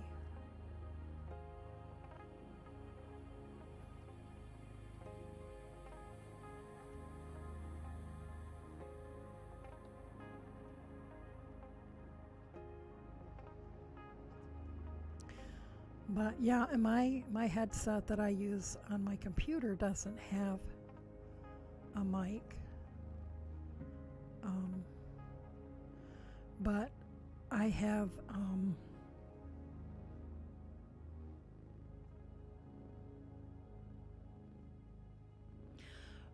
my microphone isn't a USB mic. It's a, what the heck is it called?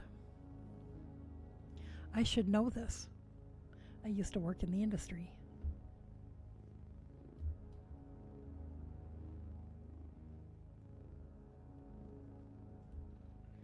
Anyway, it uses the big honkin' cable. XLR, maybe? Is that what it is? And it plugs into a small mixer, audio mixer. And then the audio mixer plugs into the computer with the USB. And then I have all the little knobbies thingies. I don't have little slidey things, but I have little knobby things. And so it's a much fancier mic than I need for streaming. But I had it, so might as well use it.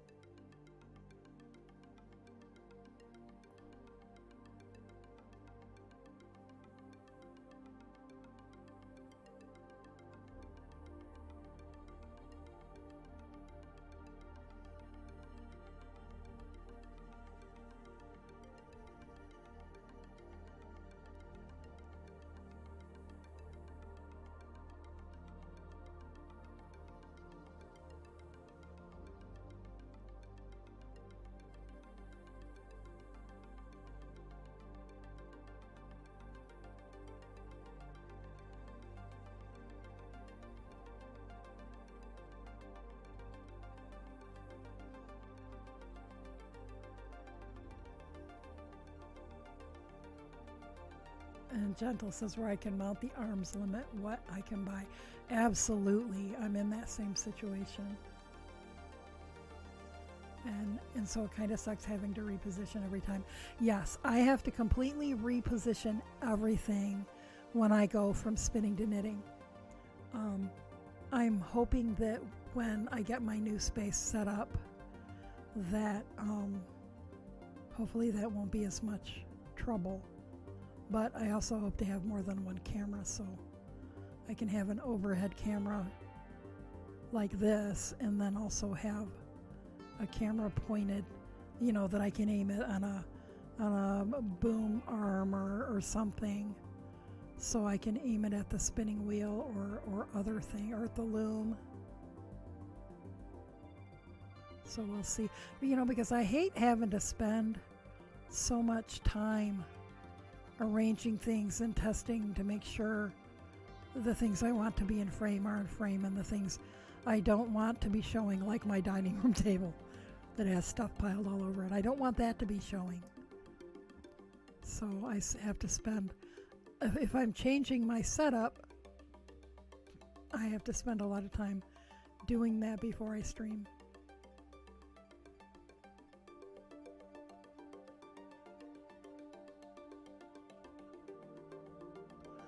Okay, I think I need to take out one more row.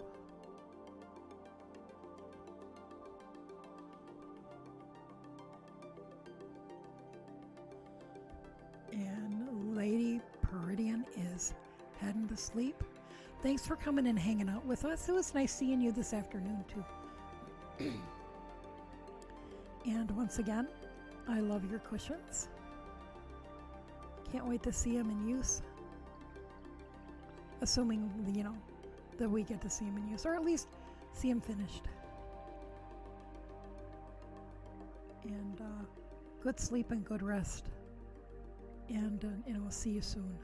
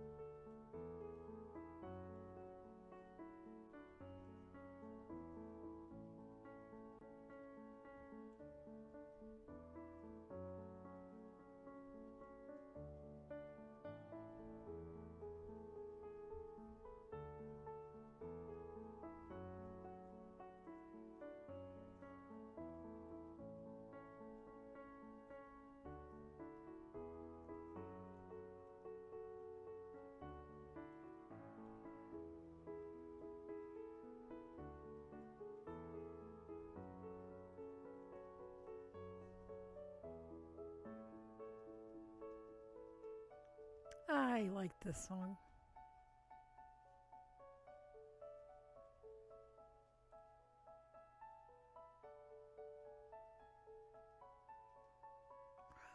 So, Gentle, have you started streaming or are you getting ready to? Because I think I've followed you already. I like to watch everybody when I can. Of course, I sleep such goofy hours these days. There are probably a lot of people streaming that I never see because they stream they stream during the day like normal people and I miss them.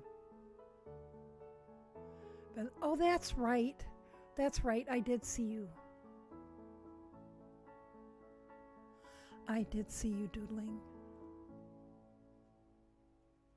But I don't remember if I caught you live or if I watched your VODs.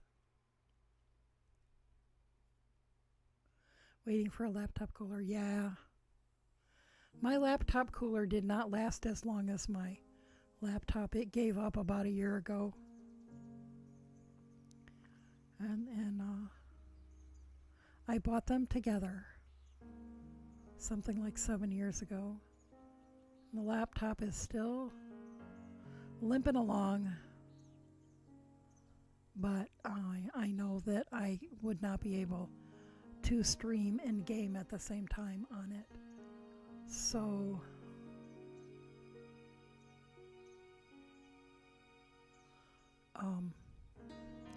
the new computer's in a box, waiting for its turn.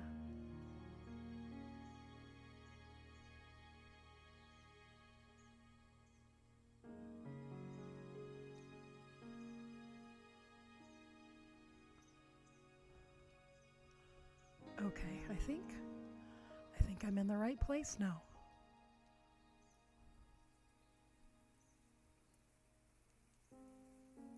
So it can handle more. Yes, exactly. Well, my computer, my laptop was, back in my early streaming days, was overheating and shutting down midstream. And finally took it outside and blew great gobs of dust and stuff out of it, and it's much better now. I have no idea how long it had been since I had done that. And I've wondered if I took the cooler out, the laptop cooler outside, and blew the dust out of it, if it would miraculously start working again.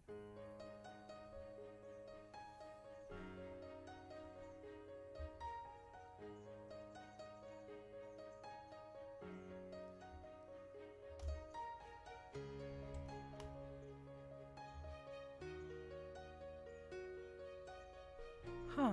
Well, when it's been, I'm not sure how long it's been, maybe a month since I blew the dust out. And then, so immediately it started running better. But I also have the problem that my C drive is not big enough. And even though all that's going on it now is, like Windows crap, it still gets filled up. And so I, clean up the drive as much as I can and move everything that can be moved onto the D drive, but I still get, the little pop-ups telling me that my disk is full. But it's been much better and it hasn't been overheating. And then after a week or two, the LED lights behind the keyboard came on. And I was like, huh. Because above the keyboard, there's a row of not really buttons, but spots you can press, if that makes sense, that do things like turn on airplane mode, turn on an additional fan, open the optical drive. Yeah, see, it's so old it has an optical drive.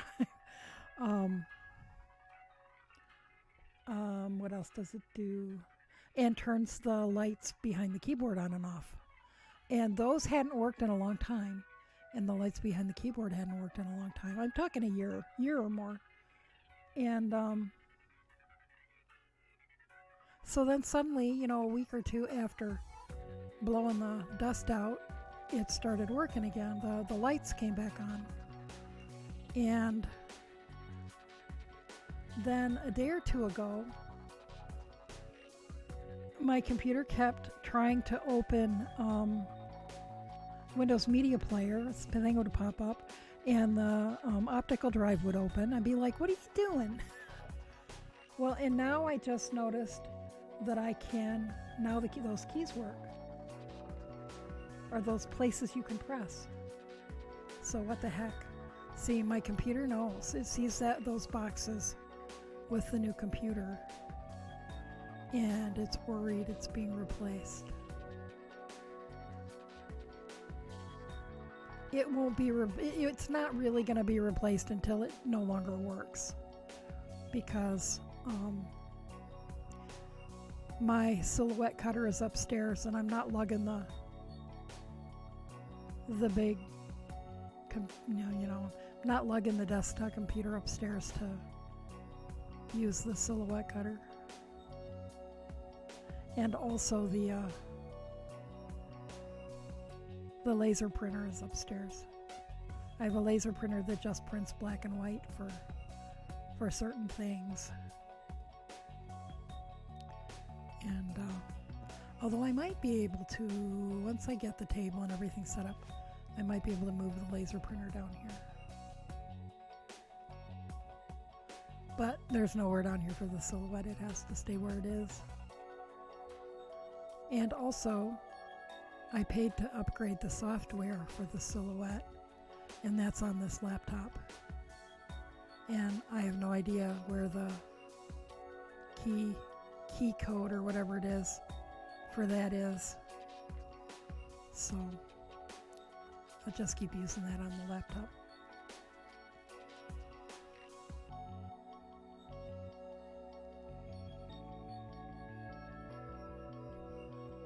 This is what Gentle wants to get.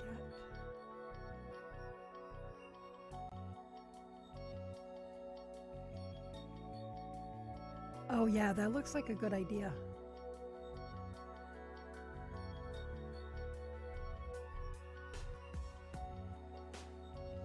Yeah, that looks like a really good idea.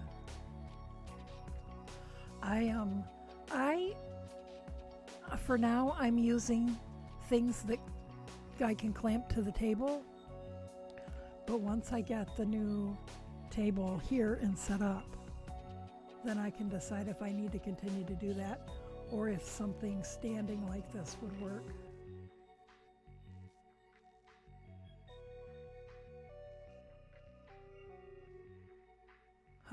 Maybe I get one of those to put the mic on and leave the cameras on the scissor things.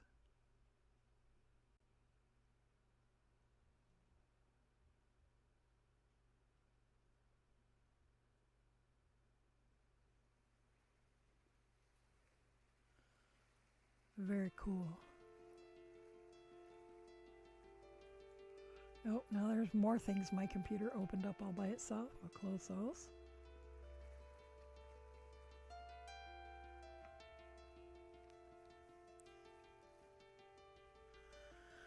Oh, and my boss has a lot of mic stands and things because we used to do a lot of live music events at the gallery. I wonder if I could borrow some things and try them out to see what'll work best for me.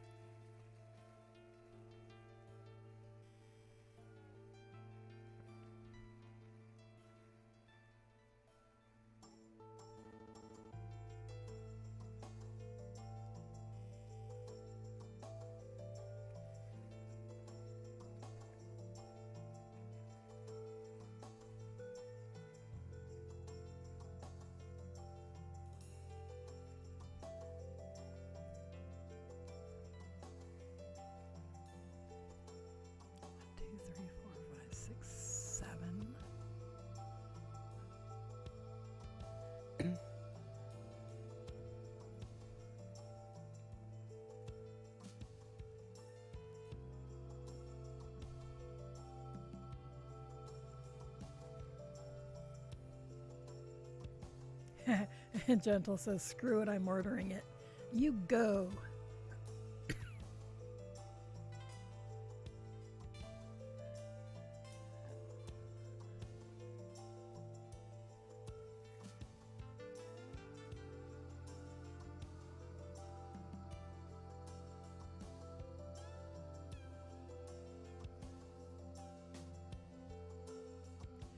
The only thing you have to do over the summer is job searching.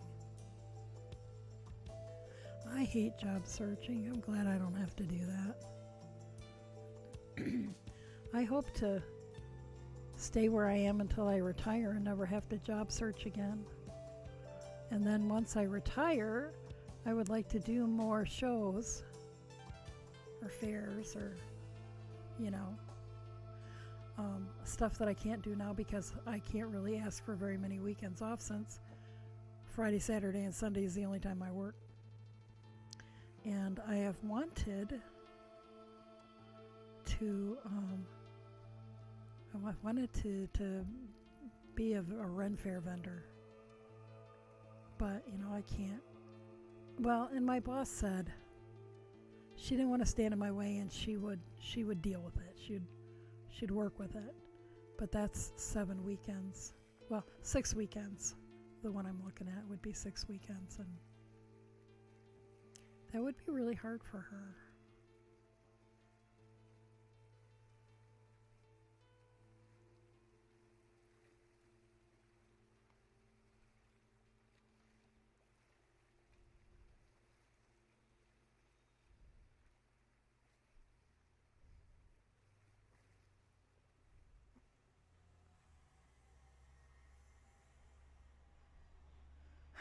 I enable you.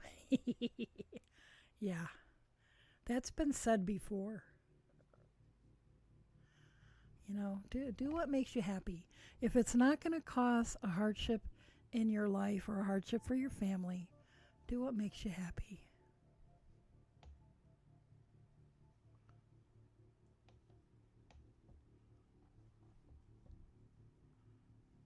And don't wait too long.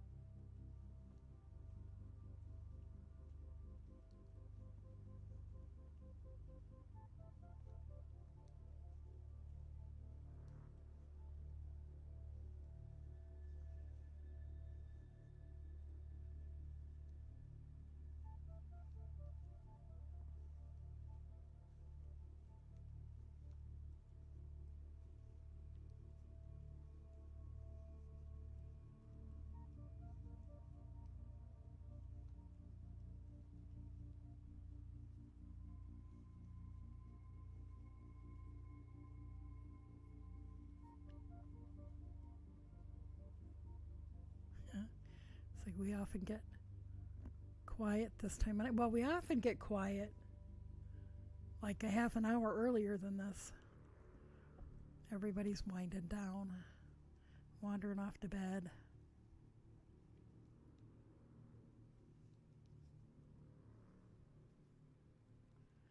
And then sometimes we get a splurge of Europeans and Australians in towards the end.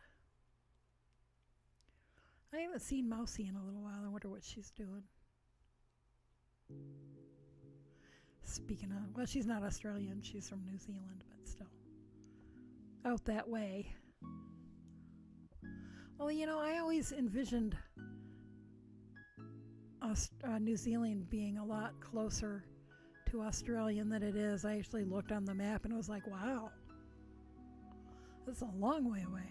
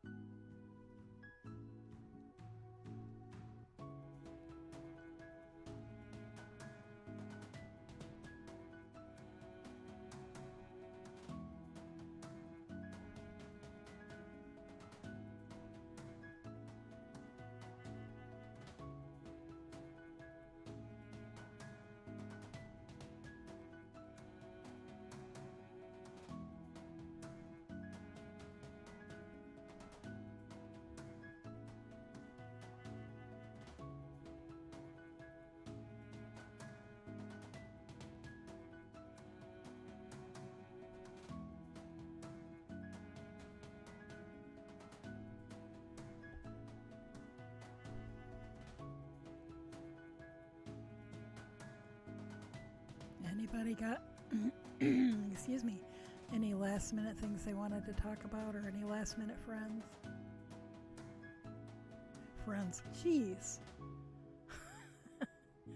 Yeah, sleep schedule is really messing with my mind. Last minute things they wanted to talk about or last minute questions. I have no idea what a last minute friend is. Well, but see, the problem is if I go to bed, I'm just going to toss and turn for 3 or 4 hours.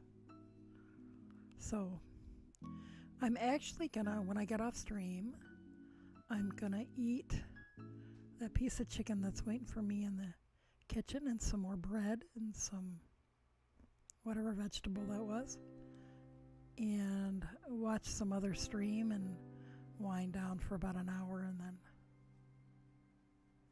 and then go up to bed and see if I can sleep. or maybe read a little bit and then sleep. Sometimes reading helps me wind down. Except that I'm coming up to a part in my book that it's a little too exciting. I'm on book 5 of a 10 or 11 book series that I know that book 5 is the notorious book in the series where something happens that is going to make me not only cry but start sobbing like a whole chapter before the thing happens. And some people on the author's Facebook group have said that they skip that. I just skipped that chapter and I still cry. It's like, yeah, but I can't skip it. I can't. I have to go through it in all the excruciating detail.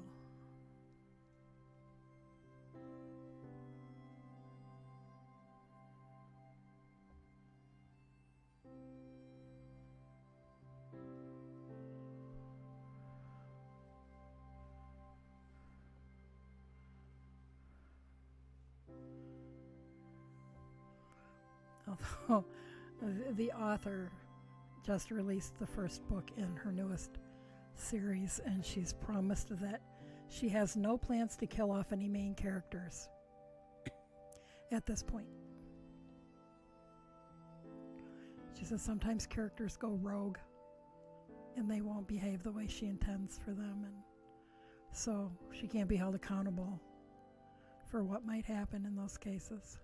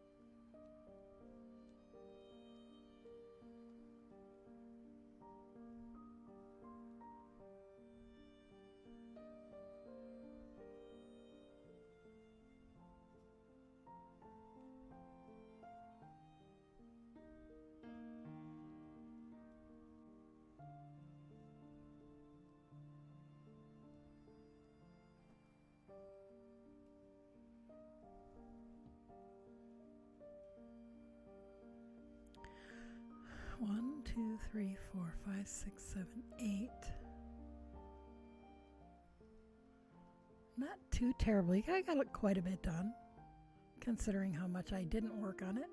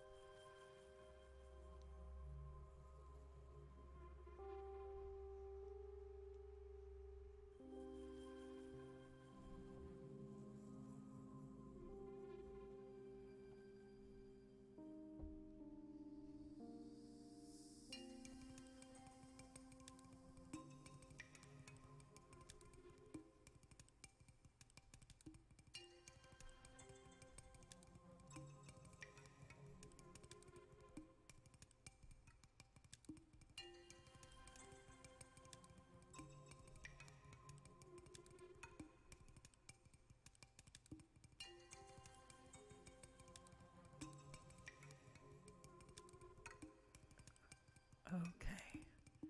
We'll get to the end of this row and then we'll look and see if there's anybody to raid. If you guys want to raid.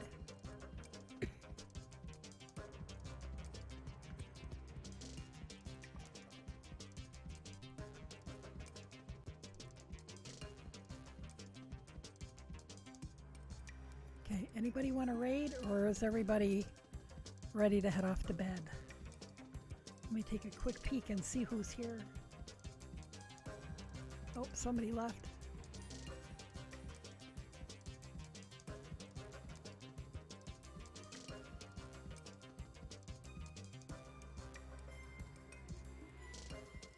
Okay, I know some of these people went to bed and just left it in lark mode. Let me see though. We'll see if there's anybody.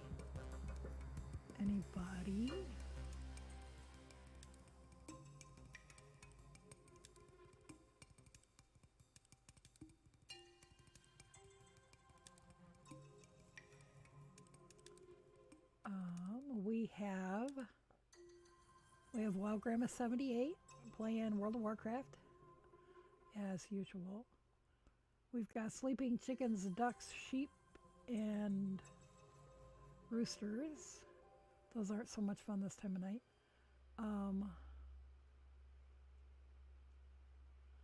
Camilla Scarlet is cross-stitching.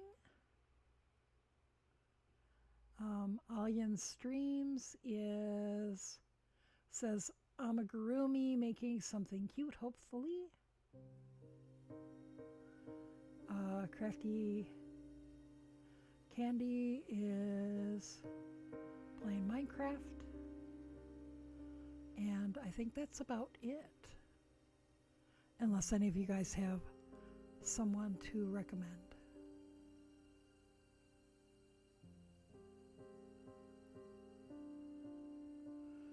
So, since I know there's a delay, I'll wait a couple of minutes for people to respond if they're going to.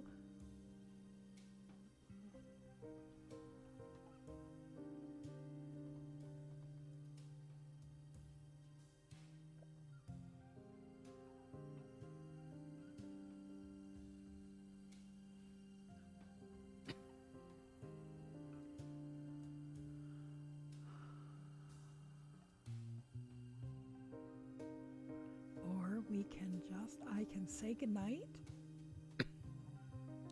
and just sign off. Oh, pardon me. My body's making all kinds of noises lately. Thank you everybody for hanging out. Like I said, I don't know how many people are actually still here to hear it.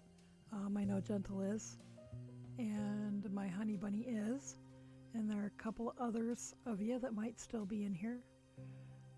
Lurking. Thank you for hanging out. Thank you for your support. Thank you for your kindness. Thank you for thank you for dealing with me. I know I can be goofy, and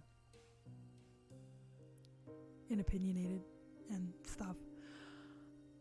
Thanks for the raids and the hosts and the follows and the sub. There was a sub tonight. Yay! And I will see you alls later. I'll be here tomorrow night. I'm usually here Sunday night through Thursday night, 11 p.m. approximately Eastern Time in the U.S. And I'll be here tonight, barring any unforeseen circumstances. No idea what I'll be working on. Maybe another washcloth, maybe a charity hat, or maybe we'll be spinning something. So it'll be a surprise. Hey there, mate on the hook. Good night. Good night, everybody. Get good sleep and good rest, I hope. And I'll see you guys later.